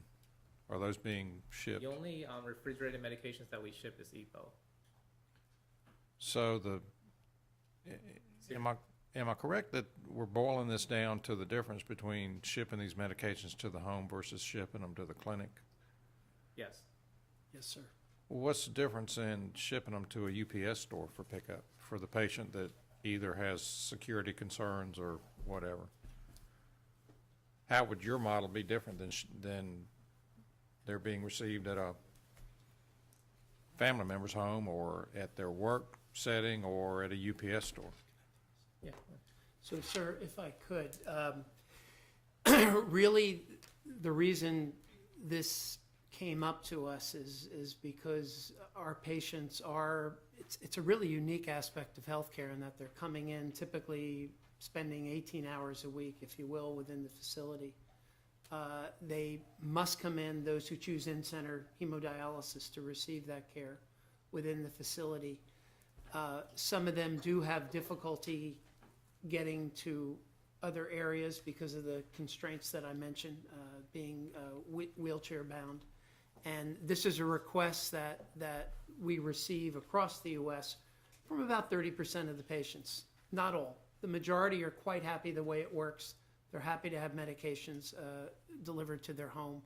Typically what we find is in areas impacted by higher poverty rates, more crime, multiple families perhaps dwelling within the same domicile. We find that patients have said, gosh, I would prefer if I could simply to pick up this particular medication that Fresenius, because I've chose mail order, is shipping to my home, and since I'm here with you 3 times a week, I'd like to pick it up here rather than having it delivered to my home mailbox, sir. Well, it sounds to me like in some cases the patient's better served by that model. So what about the medication reconciliation? If I were on dialysis and I come to the center 3 times a week, are you requiring or asking or requesting that I bring all my medications with me? Yeah, that's sort of undergoing a sea change, but right now it still is, if you will, what we all know is brown bag reconciliation. Literally in your brown bag, you bring those medications in. The conditions of coverage I referred to briefly, or Javit referred to, that interestingly, Medicare enacted the same year as MIPA that caused the bundle to occur, also said very appropriately that medication reconciliation must occur on a monthly basis. It's the responsibility, sir, of that RN within the facility to do that. The healthcare providers, this is quite variable. Personally, this happens to be very important to me, so on my rounds, I feel that's my job to participate in that. Fortunately, now that we have an electronic health record within the dialysis facility through our Copia Dr. First, it's wonderful. I mean, I have the ability to supplement that process with electronic reconciliation. You know, I can see all the prescriptions, retail or mail order, that Dr. Smith, Jones, whoever has prescribed, and that has really helped that process. I'm embarrassed to say, as a physician, not all of my colleagues actively participate in that. I think what Javed said is the way the process has to work, though, now that the RN must do that monthly. I think the physician should be part of that. It doesn't occur universally. So is there less waste or theft Yeah, absolutely. or costs saved, healthcare dollars saved by having the medications delivered to the clinic? Absolutely. So what I came from a health plan prior to Fresenius. I've been here for about 2.5 years, and the first thing I noticed right off the bat was that this population is very transient. One day they might be at their house, one day they might be at a relative's. They're a very hard group to get a hold of. So what we noticed right off the bat was when we delivered medications to the home, the majority of our undeliverables are because the patient's not at home or because they've moved and they've never called us back and let us know. So by us shipping it to the clinic, we absolutely control waste.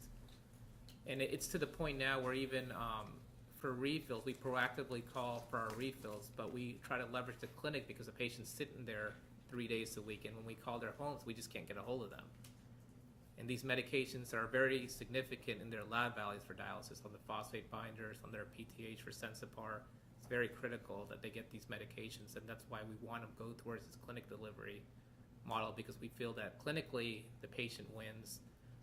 They're sitting at the chair and they can just get it delivered there. And mind you, for any of these Part D medications, like we mentioned earlier, they have a choice. It is any willing provider. So if they choose not to choose us, then they're going to their local pharmacy. But the ones that do choose us and want to receive clinic delivery, we would prefer to send it there since we know that they're going to receive their medication and take it. So what happens if I'm sitting in the chair and I'm undergoing dialysis? Is that package that's been shipped to me with my medications, is that unpacked by a staff member and No, gone through? No, everything stays packaged. There's a log that when the nurse receives it, they jot down the tracking number, the patient's name, and a couple other details. And then when the patient comes in, and if they're there, there's a second piece where the patient signs off, and that package would just be like a mail order package if I were to receive one at home. It's sealed, it's handed to the patient, they sign off on it, and then the patient takes it and opens it up at home. Mr. President, may I make two statements? Sure. One I've made, I just want to emphasize a mistake, because you really got to the heart of this, and I think Mr. Mixon and Mr. Mitten, you may have also.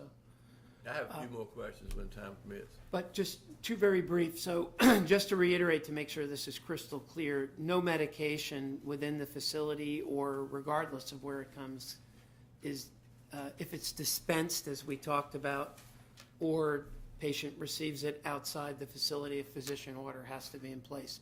And in certain states, PA or NP, depending upon the regulations of the state.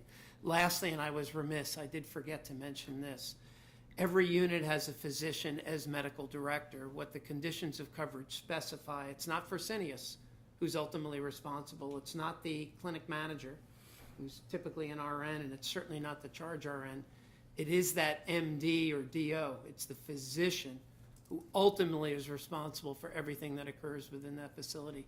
CMS made quite clear that the buck stops there. Being a medical director, I can attest to that. It's how the process should work, but I was remiss in not mentioning that. Yeah. Mr. Minton, you have a few follow-up questions? I do. Thank you for the time. Doctor, you're a nephrologist, is that right? Yes, sir. Do you work for Fresenius? I do, sir. Are you a stockholder for Fresenius? I'm not a stockholder. You're not a sir. stockholder? You talked several times about the financial implication, impact of what's going on and how you've been hurt so much by CMS. Is that right? Well, I wouldn't say hurt, sir, but actually, I think Javed and Sandy had talked about some of the financial implications. As a medical director, and a nephrologist, I think virtually every nephrologist understands what the reimbursement situation is. I won't tell you, sir, that we aren't told on a weekly basis how the unit is performing. During our quality meetings monthly, we are given financials. Whether we joint venture with the dialysis provider or we don't, we're still told about the performance of the facility, so. So you know the last quarter that Fresenius made $675 million, right? So it's not a question of, that's really not germane to this discussion, but it is important when you start talking about impacts for CMS, that type of thing.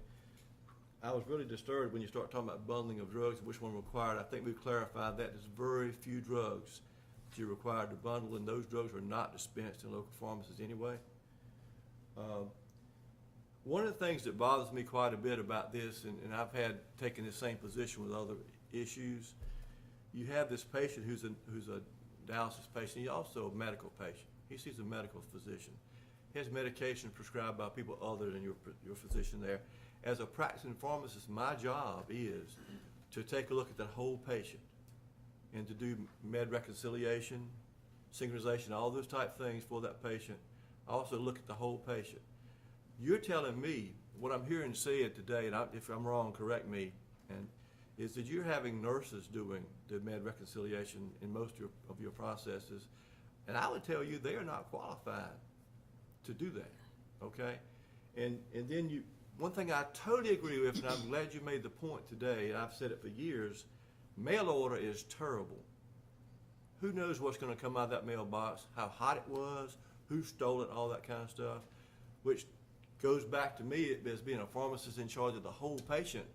The best one to take care of that patient's meds, all of them, is their local community pharmacist, which I happen to be. And I'm trying to be kind of not trying to take a position germane to my own position, but just to say you're making a very strong case for the fact that you need to encourage your patients to use those.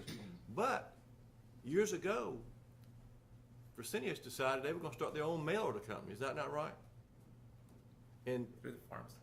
but you don't like it because you're not sure where the medications are going, that type thing. But I would tell you, when the patients picked their medications up in the pharmacy, they knew where they were going. And they had pharmacists there they could relate to talk about these type of things. So I'm a pharmacist as well, and I think this model is a little bit different in the sense that I completely agree by a pharmacist seeing their overall patient profile. You can take a look at it and see what interacts, what the DORs are. The specific medications that we're dispensing in our pharmacy are directly associated with their disease state, specifically ESRD. So phosphate binders, they alter their phosphorus levels, the patient's diet's off. Sensipar alters their PTH. And the fact that we're a vertically integrated company, some of the things that we're doing is we're taking the lab data from our lab division and tying in adherence and seeing that if their PTH is off, their phosphorus is off, for a pharmacist to go out and intervene to the nephrologist, to the nurse. Granted, I understand that we're not servicing all their meds. We're just specifically focusing on renal because we think that that's where we can be the most impactful. You're saying exactly what I'm saying, that the pharmacist in the patient home providing a level of care that as pharmacists now we're graded and judged on. And going down the road, you're talking about 2024, down the road we're going to begin to be compensated based on how good a job we are at taking care of those patients. And you're putting a barrier in there when you take part of the medications away from us taking care of the patient. And that's just my perspective on that. Any other questions? Mr. Campbell, any last Well, points?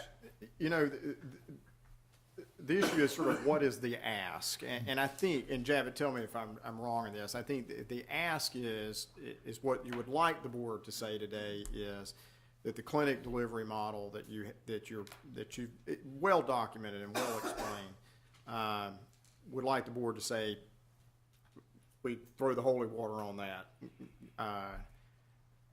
Short of that, you know,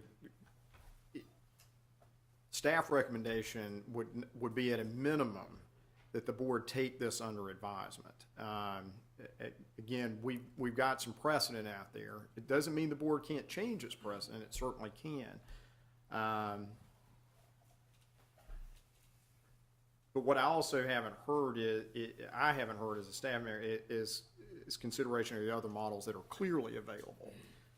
And if the answer is, well, we don't like those models, and I'm not saying that would be wrong to say we don't like those models, is that if we're not going to use those models, there's got to be something more than an ad hoc blessing this, that we as a board, or you as a board, need to grapple with what the setups would be, what would we require or not require and the like. But that's purely a staff. It's certainly within your discretion to say, you know, as a matter of, I don't know what you would call it, grace, we'll let this go forward and not deem it to be any problem under the Practice Act rules. But I'm just saying, if we deem this, we need to be prepared to do a whole lot of other deeming. Agree. And I'd rather it be systematic than ad hoc.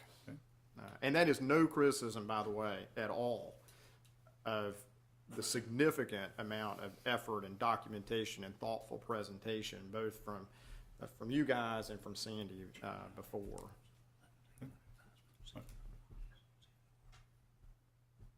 Sandy's delivering this tactical and strategic advice here on the. No, I'm fine with that, yeah. Any final comments? Yes, Mayor, I respond. I think perhaps, I personally was not aware of these other models available in North Carolina. I don't know that Javits or anybody was.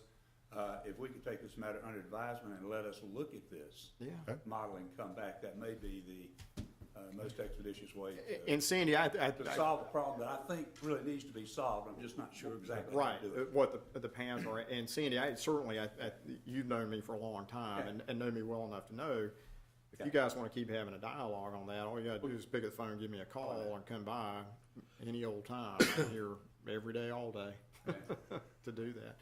All right, so hearing that, y'all want to take your request and take it back and review. Well, I think what they're asking is, let's all sort of leave it on, to everybody, let everybody take it advisement. I think what Sandy's saying, they'd like to go back and consider some of these other options and think about whether or not they may be viable options for you. And if they're not, then we may want to come back and say, well, we've run down these paths and we don't think they work for the following 3 reasons, and we're still on this, and how do we deal with that? I think that's perfectly. Todd? Yeah, I'm fine. All right, we'll go that route then. I appreciate your presentation. Let me also say too, Sandy, that, you know, I'm certainly interested in, and I can't speak for the board members, but as a staff person, you're talking to Virginia and other states. That was running around back here too. You know, I talk to Caroline Duran once a week probably on things. So we should have something from Virginia. Hopefully not before too long, because we meet with them next week. We're meeting with them in December. In December, so perhaps the January meeting. Yeah, but that's fine. I mean, whenever, it's up to y'all. I mean, if you guys tell me you want to come back, then we'll get you on. As long as I think, as I told you, I got to have 2 weeks' notice and what you want to present, I'll have you on an agenda. Okay. All right. Any old time. Thank y'all very much. I appreciate the board, and again, I apologize if I did, in Yeah, me fact, too. mislead you, because I love pharmacists. Mr. James will tell you how much I love pharmacists. Right. Is that right? Thank Thank you you. very Now, much. listen, from my point of position as staff, to make it clear, Sandy, I thought that your discussions when you met here individually were very, very good and productive. Doesn't mean we all see eye to eye, but I thought they were productive, and I thought the discussion here today was extremely productive for education. We understand where y'all are coming from, too, so, which helps. Thank you. Thank you much. President, board members, thank you. Yeah. Mr. Campbell, I'd like to take a 15-minute So break. would I. We'll reconvene at 11:15. Okay, everybody hear that? They're gonna take a break. We'll reconvene at 11:15. I thought, well, they fixed it. No, I thought we really fixed it.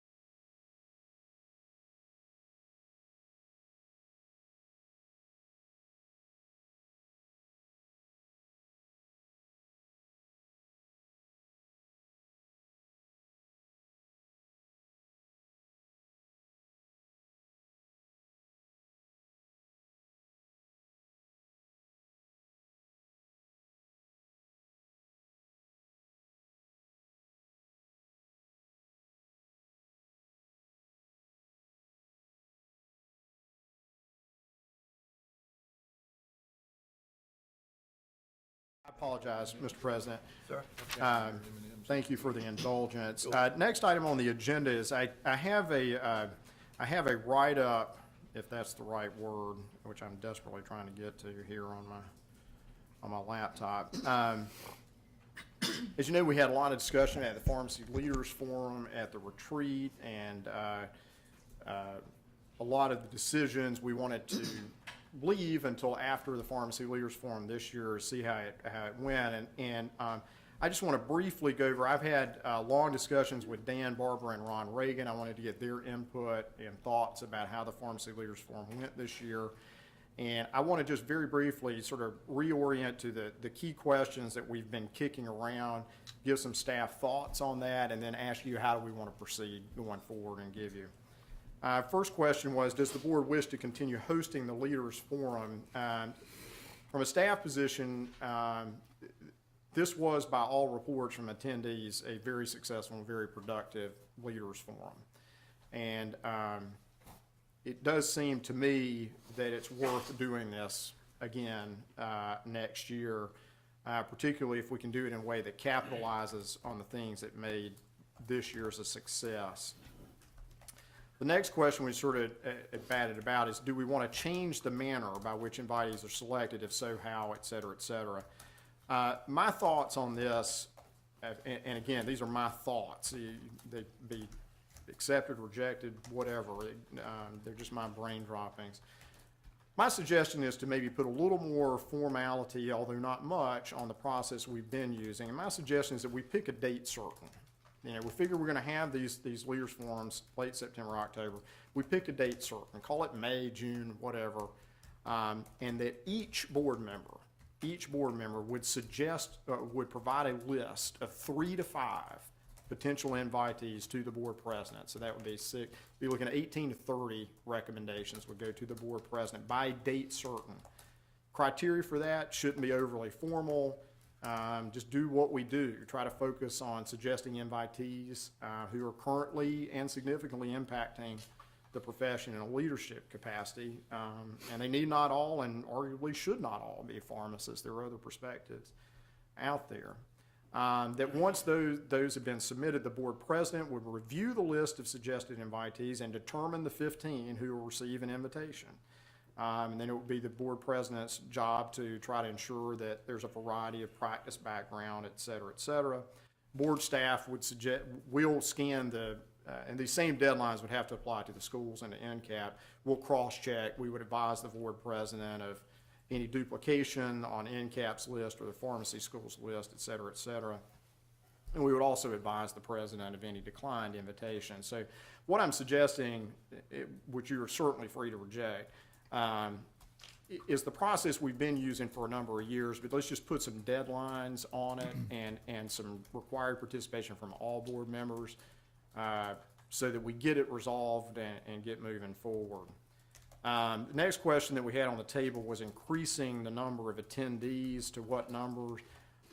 Staff thought is we should not increase the numbers. We got, remember, it's 15 BOP, 15 NCAP, and 5 from each of the schools of pharmacy. And Dan and Ron specifically said, and I agree with them for what it's worth, that any sort of expansion would detract from the ability to have a discussion and issue-focused forum. And folks I've talked to thought that this year's forum was the best in a number of years, and mostly because it was focused on small group discussion and issue and goal-oriented action. Does the board wish to alter the number of invitees granted to NCAP or the pharmacy schools? My thought is I don't see any reason to do that. They've got, they're on par with us. Then the fifth question is, the board wish to link participation to a financial contribution from NCAP or the schools, and to what degree? Staff thought on this is, look, this is no secret. In years past, NCAP had contributed funds, although it was never a heavily substantial contribution toward the Leaders Forum. And in recent years, they haven't done that because, frankly, they don't have the funds to do that. Having said that, though, NCAP's contributions to program planning and content are significant. They remain so, and there's a value to that. Schools of pharmacy have never been asked to contribute financially to the PLF. Again, their contributions to planning and content have been significant. And the question, does the board wish to formalize the program planning process? If so, how? If so, by whom? This may be a little bit of a departure from years past, but we're thinking about contributions to the PLF, and where's that going to come from the participants? And I think there's a good argument that may be made is that what we most want from NCAP and from the schools is an in-kind contribution. And my recommendation would be that, and Dan and Ron were really bullish on this. I'm not suggesting we throw some work onto them and they're like, well, thanks a lot. Is that each year, a representative from NCAP and a representative from one of the schools of pharmacy, and they'd rotate through on that, will chair the program planning effort. They're experts in doing this sort of planning. It's what they do. I don't do that. Y'all may to a lesser, but I don't do a lot of that. And that the board president each year would designate one or two members each year to serve on the program planning committee to offer advice and input. But if we're looking for everybody to sort of feel like they've got a share in making the PLF successful, one means is financial and others in kind, and I think this could be their contribution to that. And then the final question was, if we want to have changes to the size and scope of the forum, what's our direction concerning venue and budget? If we stay at the size of the PLF we have now, we're fine continuing to go to the proximity, but we are sort of at capacity at the proximity. So if we want to increase, we would need to look into a new venue, which is fine, but we need to know that we need to do that early enough to get started. You can imagine 10 months sounds like a long time, but it ain't in the venue. So those, for what they're worth, are my thoughts, not just my thoughts, but also are the collected thoughts from Dan and Ron, who were heavily invested this year. And I'm sure you guys have your own thoughts about all of these matters. And so I guess where I'm left is, for planning for next year, where do we go? Are we okay to go with the thoughts here?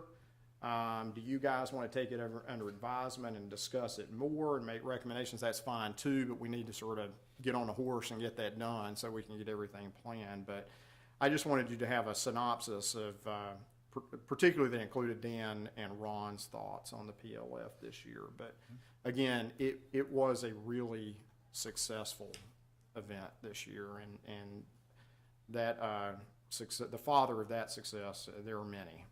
There were a lot of folks that contributed to that. So there you have it.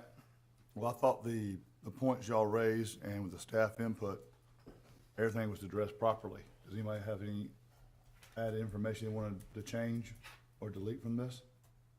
Other than the point number 6 about the schools? I think it's a great idea to do that, have them rotate through, chairing that. Jay? Yeah. I mean, the plan would be that each year NCAP's got somebody, and it'd be Dan most years, Right. or whomever, but it could be NCAP president or whoever. But yeah, you would have this sort of NCAP and a school, and the schools would rotate through. Now, I think that all of the schools will be delighted to do that and history proves that. But if not, if one school said thanks but no thanks, I don't think we'd have a problem with another school saying, hell, we're happy to do this. We got people, that's what they do all day. Okay. So we rotate through. I think what I'd want to do, if you're good with this, and that's great, or if not, we can keep thinking about it and sharpening the pencil, is, decide, like my suggestion would be probably June 1st is when we need to say each board member's going to give, whoever board president is next year, that each board member by June 1st has got to give a list of 3 to 5 suggestions, and because we got to give enough lead time to invite these folks in. I think that would avoid sort of some of us wind up running at cross purposes. It gets late in the game because we don't know who's done. I think if we shape that up just a tad, and we can get the buy-in, and I'm confident we've got it from Dan and the schools. I think we identified a model that basically worked. There were communication issues along the way, which Dan and Ron realized. They can be fixed and will be fixed in terms of program planning, but the basic model seemed to work. Okay. As far as the date goes, what discretion do you have right now as far as time available? Are both end of September, October open? Yes. We'd want to get started on that pretty, if you tell us today, we're fine with the size of the thing, we don't want to increase the size, then we'll go ahead and talk to proximity and figure all that out. And I don't think we're too late on that by any stretch. Well, let's take care of that right now. Does any board member have a change of mind or a change of size for the event and or the number of attendees? Okay, those two are taken care of, Jay. That's good. Well, then I tell you what, I'll re-summarize all this. I'll get it out to Dan and to all the schools. And there are a lot of plaudits this year, and Bill and Carol were significantly involved in this, and it really came together. We were somewhat involved. And to be more, and there was, as said, there was certainly recognition internally that the communication wasn't what it should have been with some of that, and that will be improved Okay. going forward. But it still worked out. Yeah. The end product turned out pretty good this year. Okay. Real quick renewal update. Recall that one of the decisions out of the retreat was that we were going to ask, renewal is underway, and everybody has asked, are you registered with the CSRS? Yes, no. If somebody answers no, they're taken to how they can do that. Debbie reran the numbers for me yesterday. As of yesterday, we've had 2,384 renewals, and of those, 317, or approximately 13%, have applied for new access to the CSRS. Debbie says that going back to May of 2013, when we opened the electronic portal, we are now up to approximately 2,500 pharmacists who have activated or applied to activate their CSRS access through our portal. That's a significant number and an improvement. Now, what I don't know sitting here today is how many total pharmacists have CSR access. We know the number that have used our portal. I don't know how many had done it before that, but by the end of the renewal period, we will have that. But the upshot is this seems to be paying an immediate and significant dividend. And I've done 6 CEs in the past month, and I've had a lot of pharmacists come up and say that they appreciated that's been put in. So I appreciate your good thoughts on how to pull that off. It's really worked out well. Y'all did a good job getting done pretty quickly too. Well, my only concern was that we were coming to Vincent 2 weeks before renewal period. But as usual, Vincent did the spade work, got it done. Just a brief report, and President McLaughlin may have something to add. As we also discussed, there was an agreement in concept for the creation of an NCPRN grant and aid program. That working group convened last week, and Joey, bless his heart, he was sounded like he was on death's door, but he soldiered on through a phone call. But from my standpoint, Joey, I thought that was about as productive an hour and a half as I've ever been involved in, and we came out of that with a lot more flesh on the bones here. We have some decisions that we still need to make in terms of detail, but I think we came away with that meeting with a very strong idea of what the corporate structure would look like, what the governance structure would look like, the eligibility structure basically would look like, and we've got some more decisions that we need to make on that. But Bob Saunders is preparing some documents for our review by mid-December. I've summarized our work that day and sent it out to everybody for the additional decisions. But we plan to reconvene in January, and I'm thinking that at the February meeting at the latest, I think we're going to have a fully formed proposal to bring before the full board for your review and consideration. And the NCPRN board obviously will have to agree on this. But Belinda, was that your experience, or this is an exciting project. I think this is about as tangible a public health project as we put out in a long time. I agree. So, and we had Stan wrote back in and forcing him to do board work again already. So. And you'll be pleased to know Stan is still his charming, irascible self. So that was. I think the last thing that, we'll go ahead. I know Mike's here to talk to the board, but to sort of get a couple of things off the plate, if I may, Mr. President, before we break for lunch. You do have a proposed pre-hearing conference and meeting schedule for June 2015 through May 2016. Nothing much to point out there different. Again, the May meeting is a week early in 2016 to avoid conflict with NABP. We will have a new public member, which well, if it's who we hope it might be, it'd be great. If it's not, who knows? But so you'll see that we've slotted in public member, but we've sort of moved that public member to the end, so whoever it is will have time to get familiar with the process before they're thrown into that. But if you're okay with that meeting schedule, I would need a motion for approval, and we'll go ahead and get that posted. Y'all look at that, amend a motion, please. So moved. Second, Second. all in favor? Aye, motion carries, Mr. Campbell. We'll get that posted. And as always, as you see the PHC, if conflicts come up, no problem to switch out. I'm Okay. happy to work with you on that. Cindy reminded me that I skipped over something. As you know, there will be an election in the spring for the Southeastern District Board seat. Kristen and I have, assuming you're okay with this, we'll go ahead and pull the trigger on it. We're going to have a candidate interest forum on January 8th at the Coastline Inn in Wilmington at 7 p.m. A cost is a bare minimum. The cost is like $200 for the room, and Kristen and I to go down there and do it. But if you guys are, we don't need a motion on that. I was just going to let you know. It's the same thing we did. We did one in Concord and Raleigh last year, but. How will you notify, email? Yeah, or we're going to website? broadcast it out. Yeah. I'm thinking that probably we certainly be on the website. We'll certainly broadcast it out generally, but I'm thinking we might also want to send a targeted email to each of the pharmacists in the counties that right. comprise the Southeastern District. That'll be double dipping for them, but. Okay. And we'll see who we get there. I have been contacted by at least 2 people who are running, so we're going to have candidates. We're just give them an opportunity to learn what we do. Before we get to finance and investigative, just a quick thing. Bill, I think you got a copy of your letter from the Ethics Commission. Have others gotten a letter? It was weird to me that I got CC'd on Bill's and nobody else's. All right, that's fine. I'll just say generally, at some point, you're going to get the letters. It's the standard sort of conflict of analysis. Each of you are going to get a letter that says, except for Parker, that will say, well, you are a member of the profession that you are regulating. Therefore, you have to be aware of potential conflicts of interest and govern yourself accordingly. Bill, that's all yours says.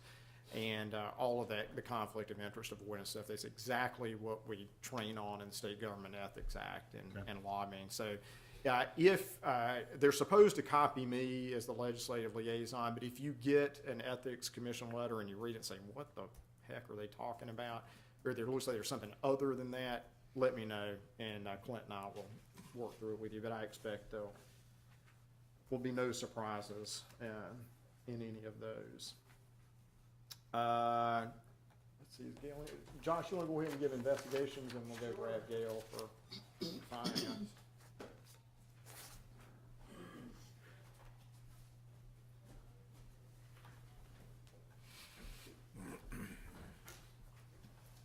Well, as usual, the chart's pretty standard and clear. We're up to 207 complaints.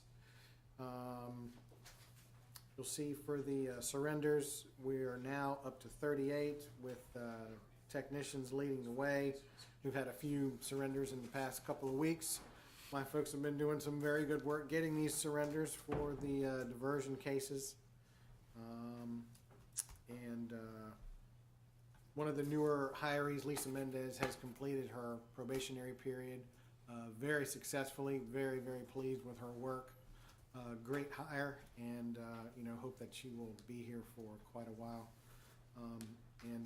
Things are rolling right along in investigations, busy as ever. So, Very good. Related to that, we did, and Joey knows we had a DME subcommittee meeting. We're going to have a follow-up one on that. We've been heavily invested in DME inspections, and just as was the case when we really did the blanket pharmacy, inevitably we find a few issues that need clarification or thinking on that, and so the DME subcommittee is invested in that, and we're doing some work. So, we may be headed at some point here where to do sort of a comprehensive review of our DME rules, which will probably little past due on anyway, and be good to do that before 2018. So we'll keep you posted on that. But I do, Joey, I appreciate your continuing involvement in that DMA subcommittee. It's Glad to do it. very helpful. Thank you, Josh, very good All report. righty, yes, sir. Ms. Gale? She'll give our financial update and where we are on our financial audit for the year. No indictments have issued. So, well, Under your financial tab, the first report is the memo to Mr. Campbell with a brief summary of our October activity.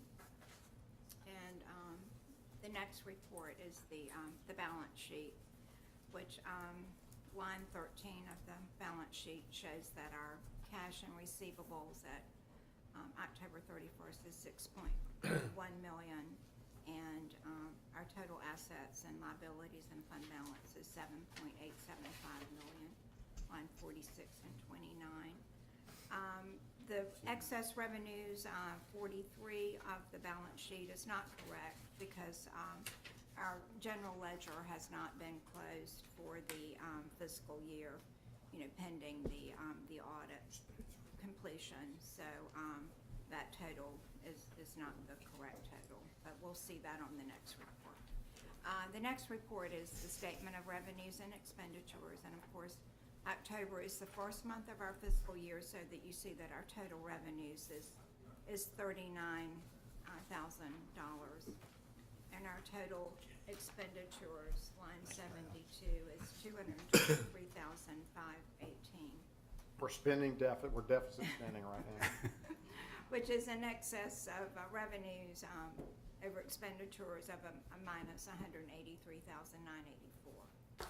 But we're into November, and the revenues are really coming in for the renewals and whatever. And we had a large reciprocity meeting yesterday, I think, with 50-some candidates. So everything is off to a good start. I know, right? I mean, every 2 months, I think that's gonna start going down, and it never does. We stay around 60 every 2 months.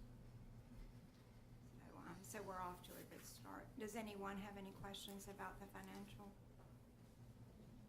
No, ma'am. Thank you very much. All right, and just to update you on the audit, they did finish, Bernard Robinson, our regular auditors for our financial audit. They were in the office the first week in November, and they completed all the field work, and luckily, they didn't call us back with any questions, so they did a great job. Well, while they were here, Rhonda and I have been very surprised. So, and I was very impressed with the interactions this year. I mean, they're thorough as they can be, but it was a very, and not that it's ever been acrimonious, but I thought this year particularly was smooth. Yeah. Very And good. if we had a December meeting, I'm sure they would have, had our report, Yeah. to us for that. But they will be here for the January meeting, but everything went fine. Good.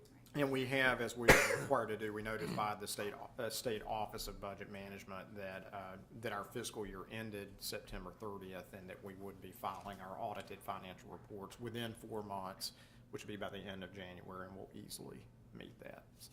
Very good. Thank you, Gail. That leaves consent agenda and reports. Mike, if you don't mind sitting for another 30 seconds, and they can do consent agenda, then we could get Mike. And then we do have one closed session matter pending a phone call coming in the next 10 minutes. And I believe Mr. Moody needs to make a statement also. Oh, yeah, that's fine. Yep. I move we approve the consent agenda as presented. Have a here second on the consent agenda? Second? All in favor? Aye. Aye. Motion carries. Consent agenda is accepted.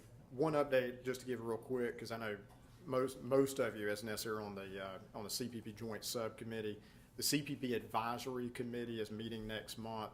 There's some issues they want to scrub down so that we can have a CPP Joint Subcommittee meeting to go into that. But Karen Masita, who, as far as I'm concerned, runs CPP in the state now, she's got some things that she wants to go, and we're working on that. And also, Leanne Kennedy's coming to come into the process. So we'll update you on that in January. Sorry. You're up, brother.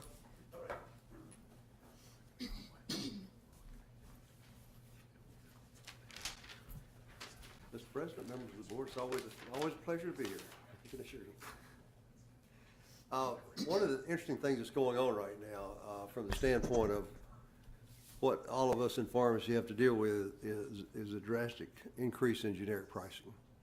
And we've all been seeing this happen over and over and over. And so it appears that Congress has finally decided they want to look into this. And as you probably know, a couple of 3 weeks ago, a member of the House, a member of the Senate sent a letter to about 10 generic houses demanding to see various and sundry documents to try to justify why prices are going up. And so what we're having happen in Congress on Thursday is the Health Committee in the Senate is the committee that normally hears all things that affect pharmacy, most likely, and then Ways and Means and House and Energy on the House side does that. But a subcommittee of the Health is the primary health subcommittee that is chaired by Senator Bernie Sanders, who seems over the last several months has gotten very much interested in generic pricing.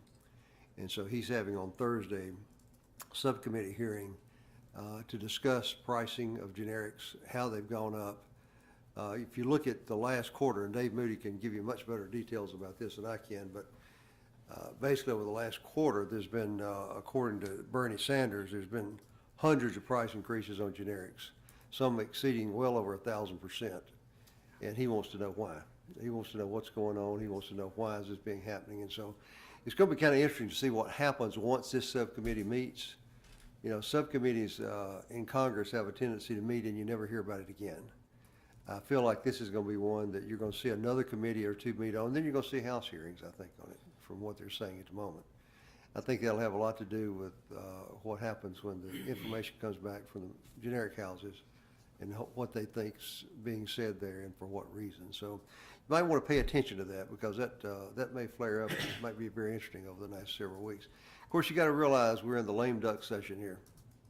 And if you look at the congressional calendar, it's very interesting because in November, they're meeting 7 days. In October, they're going to meet 8 days.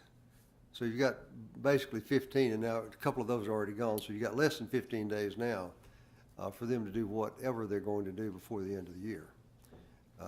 You just may have seen in the news that the House passed the Keystone Pipeline, and now the Senate's supposed to address that this week. So they'll spend a lot. I think Was it, yeah? today. It's going to be a, that itself is going to be a focus. Then you've got appropriation bills they've got to get done. Now, usually what'll happen is they'll throw all that in an omnibus bill somewhere at the last minute and run that through, but it'll remain to be seen. But anyway, it's going to be interesting to see what happens in Congress between now and Christmas. Just to touch on a quick out-of-state issue, I don't know if any of you have ever paid any attention to North Dakota before or not, but and Jay needs to correct me on this because I'm sure he knows the actual North Dakota versus Snyder. He actually knows the details of this, but since the 60s in North Dakota, you had to be the majority owner of a pharmacy to get a permit. A pharmacist. Yeah, pharmacist, yeah, right, yeah. What? Yeah. State owner. You have to be a pharmacist owner to receive a permit. And so there's been a lot of runs at this from the legislative side. There's all kinds of things they've been trying to do to either modify it or just throw it out completely. And they've never been able to do it. I mean, I can remember 4 or 5 times they've done it over Well, it the went last all the way several up to the years. Supreme Court. I mean, when I said North Yeah. Dakota versus Snyder, but there was a Yeah. challenge to it. I think the argument was it violated the Dormant Commerce Clause. That requirement went all the way up to the U.S. Supreme Court in 1977. North Dakota prevailed on that. So you saw them always losing in the legislature. So finally this time, those folks who were trying to change that wound up putting it on the getting it on the ballot as Measure 7 in North Dakota and spent a lot of money trying to get this passed. And so it goes to the polls and they vote on it and vote it down. So it did not pass. So the folks in North Dakota seen maybe that'll be the end of this for a while. So we'll see what happens. But that's kind of interesting there. Jay, do you know of another state that has that? I don't. I think I don't they're either. I think they're the last. I mean, it was not an uncommon model Yeah, 40 years ago, but I think they are the last Yeah. state that still has that specific requirement. It, They are happily anachronistic up there. I think. It's kind of like one of the fellows up there told me when he called me. I had a fellow call me Wednesday morning about 9:30 after the vote on Tuesday. He says, so he was elated that they had won and so forth. And he said, we're kind of a conservative bunch up here. So that was his comment. So, but as far as North Carolina elections go, if you looked at the congressional delegation, you see the results wind up being, we have 10 Republican members from North Carolina now and 3 Democratic members. The Republicans picked up 1 seat in Mike McIntyre's district. McIntyre did not run for re-election, and David Rouser won that seat. So that gave him a 10-3 ratio. If you look at the numbers on those races, you will see that in every case, the winner won with a huge majority. You had everything from 70% down to 63 or 64%. You didn't see any of those 52-48 races or 51-49 races. They didn't exist. Alma Adams, who was in the state house for years and years, won the seat that was vacated, which we all refer to as the I-85 corridor seat. And she won that big as a new person in Congress. So I think we'll see those districts stay that way for some time to come. There'll be redistricting in 20. However, if the Republicans still control the House and the Senate in the state legislature, I'm sure you won't see those districts change very much at all. In our state House and Senate, the Republicans continue to dominate the House and the Senate. The House lost 2 or 3 seats on the Republican side, but still have a 74-46 majority. So they have, in essence, have a supermajority in the House. And then in the Senate, the Republicans picked up a Senate seat, so they're now 34-16 Republican. So they obviously have a supermajority. So now with the interesting part about having a Republican governor and a Republican House and Senate, you tend to think that everything will be in sync. We've seen in this past session, when they all were the same, that it wasn't in sync. The Senate kind of marched to its own drum, the House did the same, and then the governor was back and forth. So it'll be interesting to see how that moves forward this time and what they're going to try to get accomplished, and so where they're going to be. I think the big question at hand now in the legislature is who's going to be the House Speaker. Obviously, Tillis left and has gone to D.C., and so they're going to have to decide who it's going to be. So there's several candidates out there. Tim Moore, who is the current Rules Chairman, probably is the leading candidate from a standpoint of just conversation that we're hearing. Leo Daltrey, who has been in the House for 22 years, has thrown his hat in the ring. He came close to being Speaker many years ago. So he's come back and thrown his hat in the ring. And so what you're going to actually have is you're going to have 2 different groups. You're going to have the old school, which is where Leo is, and that group, and you're going to have the young group, which is where Tim Moore and the rest of the crowd is that are actually going to run. So the question is whether or not the new group, as we refer to them, prevails, because if you remember last session, 60% of the House was either first or second term. You had people like Leo and some of those folks have been there a long, long time, but the majority of the House were younger members. So it's going to be interesting. This all happens Saturday, this coming Saturday, in Asheboro. They're going to meet and decide who the speaker's going to be. Then they'll come back in January and officially vote to make that person the speaker. So it's going to be interesting to see how that goes, and I think that then the question would be whoever winds up getting, then who becomes the majority leader and minority leader and all that kind of thing. So that'll all prop up. And so I think that from a pharmacy standpoint, Tim Moore, if, you know, the rumor is out there right now that the deal's already been cut and Tim Moore's going to be the speaker. So we'll see if that's true. But if Tim Moore is the speaker, then he's always been very interested in pharmacy and what's going on in pharmacy, which would be good for pharmacy as a whole, I think. So he's a good guy. People like Mitchell Setzer, I don't know if any of you know Mitchell Setzer or not, but Mitchell Setzer and some of those folks are on the fringes on this thing. The only thing that you got to think about here that may happen is if there is, in fact, a kind of a dead heat type situation. There's enough generation on both sides, and they may go to that central character that solves their problem. And you have to think of somebody that might be doing that, like Nelson Dollar. I mean, Nelson Dollar's, you know, he is the guru of the appropriations in the House. And so he may be the guy they settle on. That would be a long shot, I think, because if they have the other worked out, they'll probably not go into that vote until they know they've got the votes. That's what it amounts to. The other thing I'll talk about, and then I'll wind up, is Medicaid in North Carolina is still what it has been. All of you know that we've been meeting forever, seems like, about Medicaid and how they're going to handle Medicaid and what they're going to do. We're going to do revamping of Medicaid. Then we had a movement come along that says, okay, we're going to extract Medicaid from HHS and make it a department unto itself that reports directly to the governor. That came and maybe has gone now. We had people that were shipped in here from out of state, consultants that were starting to do Medicaid and regroup Medicaid, and you meet with them yesterday and tomorrow you're going to have another meeting and they're gone. They're not even there any longer. So then somebody else is trying to decide what they're going to do. So the question is going to be whether or not the governor really wants to have his own division of Medicaid reporting directly to his office, or whether or not he has decided that Secretary Voss has finally come around and figured out what's going on in Medicaid and trying to solve that problem, and he's going to let her continue to do that for a while. So it's going to be very interesting. And the other thing in Medicaid is going to be interesting is you probably, if you're paying attention to the news, have heard the governor talking a little bit more and a little bit more about expanding Medicaid. Remember, he was a staunch advocate that there would not be any expansion of Medicaid in North Carolina. So you're talking about roughly 500,000 people. So if that falls through and it actually happens, then you're going to look at about 2.2 million people in North Carolina on Medicaid out of 9 plus whatever the number is. So 2 out of 7, so to speak, or 2 out of 9 rather, may be on Medicaid. A lot of money there, a lot of billions of dollars there that I think some of the Republicans now begin to look at it and say, I don't know if we can do without those dollars in North Carolina.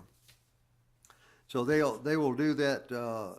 We actually have a meeting next week. We've been meeting once and twice a week for the last several weeks on Medicaid with HHS, and they've been having formal hearings in the legislature, and so consequently they're going to have to make a decision because the time is coming close. They're going to have to report back to the legislature before the session starts. So someone will have to decide something. So, any questions? Yes, sir. How much interest is the state showing in managed care? Well, I think, the governor came out, as you remember, when he first came into office, and that was it. I mean, there was no question. He was going straight to managed care on Medicaid. And obviously, there was a lot of pushback from all providers on that, and so they kind of backed off that scenario, and then they started talking about ACOs. Then CCNC got more involved in it than they were prior to that. I think what you're seeing in this decision they're trying to make here is where they're going to go ahead and basically do what they call the ACO model now and see how that works. And in a couple of 3 years, if they don't think that works, they're going to do something else. But I think that what has happened to them at the moment is they have decided that through the CCNC model, even though there's lots of people who are against the CCN model, I think that they realize that this may be a better program than they thought it was to start with. Obviously, it's a North Carolina born program that seems to work well with doctors and hospitals. CCNC, as you all know, I'm sure have finally worked out a way to intermingle pharmacy into that loop, into that platform, which is going to make it a better system. And so I think they've talked through it. That was my reference about all this consultants coming here. They brought all these consultants in to tell them why Medicaid managed care was the best way to do it. And the more they heard that, the more they began to realize, well, maybe that's not just what we thought it really was. And so you've seen, I know of 3 sets of consultants that have come here and gone to work for HHS, and now they're gone. And so they obviously have another set of consultants in here now, and they seem to be kind of playing that maybe is not the panacea they thought it was going to be when they started off the process. So I think we're probably on the 60-40, 70-30 side of ACOs is where we are at the moment. And we'll know more about that in the next few meetings because they're going to have to come to some conclusion. What you have to realize is that the House is totally against managed care under any circumstances. They do not want managed care here. The Senate was a proponent of managed care going in, and now some of them are starting to fade away on that process and thinking, well, maybe that's not the best answer. I think that the concept of what the governor was trying to do to start with was very simple. That is, he wanted to write one check. He wanted to say, Medicaid's going to cost us X number of dollars a month, write the check, and it's not our problem. It's the problem of people. It's managed care company that's running it, which begins, what's happening to the providers, what happens to the patients, where do all the cuts come in. But one of the things they began to realize at the beginning of the real discussion on managed care and Medicaid was that to transition into managed care, it was going to cost the state $1 billion. And then they realized that once they transitioned into managed care, before managed care got up and running, it was gonna cost the state another $1 billion. And they hadn't even considered that to start with. So they're always concerned about the fact that when they start this Medicaid budget every year, that they forecast what it's gonna cost, and then somewhere later they have to come in and bring in more money to offset dollars they didn't anticipate. Well, the reason they don't anticipate it is because they can't, because of FMAP money. The federal government is gonna give you so much money every year, and that amount is like this. You don't know how much you're gonna get. So if you budget $500 million, betting on the fact you're gonna get $300 million from the federal government, and then the federal government gonna use you $150 million, the state has to come up with that extra dollar. And that's why, as the governor said to start with, there's always a hole in the budget. Well, they can't do anything about that because they have no control of the amount of money they're getting out of the federal government. So we always hear that, the states provides 35%, the federal government provides 65%. Well, that's the norm. This extra FMAP money is a different question, and so how it varies depends on what's happened to you. So it's a tough situation. I mean, it's a tough doesn't matter who's in power, doesn't matter who the governor is, it's still, you can't forecast those dollars because there's no certainty in it. You may have more, you may have less, but normally it's less. Anything else? I got one. Yes. Can you speak to what's going on with the PBM regulation that's being discussed with the Department of Insurance, I believe? Yeah. One of the things that was passed this time was the beginning of what we call the Chapter 58 language on PBMs and MAC pricing and things of that nature. And what we did is go to the department and talk to them about bringing in definitions and bringing in some initial language on MAC pricing. And we did that. They weren't thrilled about it, to be honest with you, when we first started talking to them, because they saw that as just something else they had to enforce. And they had never had to worry about that before. But we wound up getting it done, and we did that as a stair-step type process that we would wind up being able to come back and try to address other issues in PBMs there's a study committee going on right now between the Department of Commerce, HHS, and the Pharmacy Board that basically winds up saying what are the issues with PBMs and what's going on with those situations and what do we need to look at to correct. But one of the things in the MAC language, just to give you an example, is the fact there's language in there that says they have to update their pricing within 7 days of it being published. When you look at that language and when you talk to the Commissioner of Insurance, it's going to be on his shoulders to make sure that they actually do that, and he's got to pull the trigger on that if they don't. So he's finally, the Commissioner's always been kind to pharmacy and always been interested in pharmacy, but they just have to get into what I call the details of the network of what's going on to realize that you can't fill a prescription, it costs you $500 for $300, and it takes 6 months to update the price. That's the problem. Because the first question he asked me when we first started talking about it was, well, what do you mean? What do you mean they don't update their prices? I said, well, they don't. It's just that simple. And I mean, if there's ever been an example, it was the first 6 months of this year. I mean, that's exactly when it was. But hopefully this is the beginning of correcting some of those things. And easier said than done, but we're working hard on it. Great, thank you. Any other questions for Mike? Thanks, sir. Thank you very much. Mr. Moody?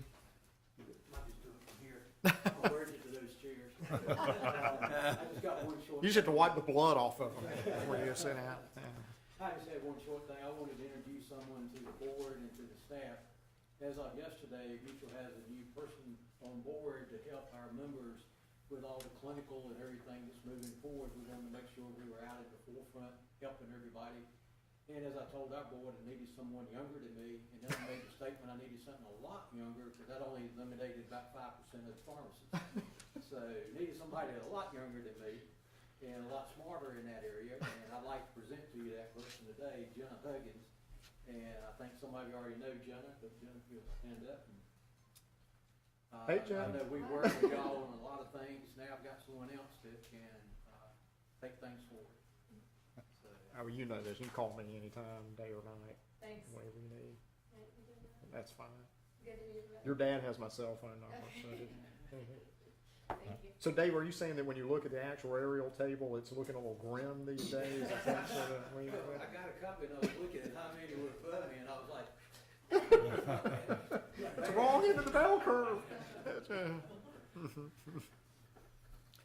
We do have one closed session Okay. matter to discuss, but that's it for the agenda. Well, thank y'all for coming today. We'll have lunch probably any time now. Yeah, I think it's probably out All right, there. Y'all this can go time- read the footage before the board members get out there. My motion to go to closed session? So moved. Second? Second. All in favor? Aye. Aye. We're now going to closed session. Thank y'all very much. And stay for lunch.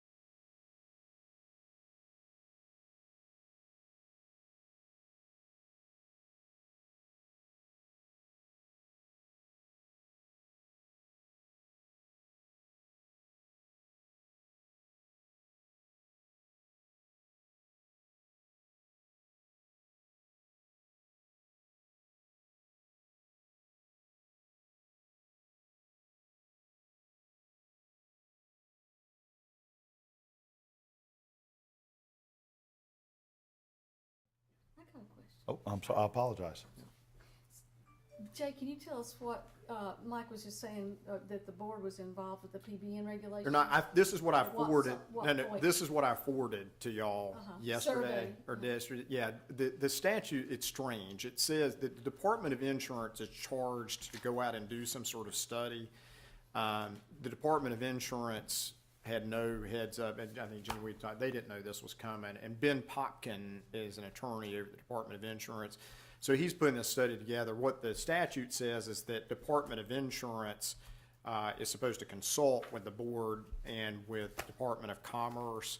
And I've asked Ben, I know Ben from way back, and I asked Ben, what do you need from us? And I said, just y'all study, what do you need from us, or what do I need to ask the president to do? And Ben said, at this point, I'm just sending a survey out, and we'll be in touch with you about what we need after that. So I sent y'all that. I think Ben sent out that survey Thursday, and it dropped off my radar because I was out of town Friday, and so I sent it to y'all yesterday. But that's everything I know about it. Okay. Yeah, Okay, thank you. and I'll sign the summary. Have you got the draft summary? I've got it, okay. I'll sign it and get that to you. Does anybody have any other questions all or I've got. comments or business to come for the board? Motion adjourned. Second? Second. All in favor? Aye. Thank y'all very much for your time. Now that we are officially adjourned, I also sent to each of you an email in the past 30 minutes that has some information that I picked up about the PE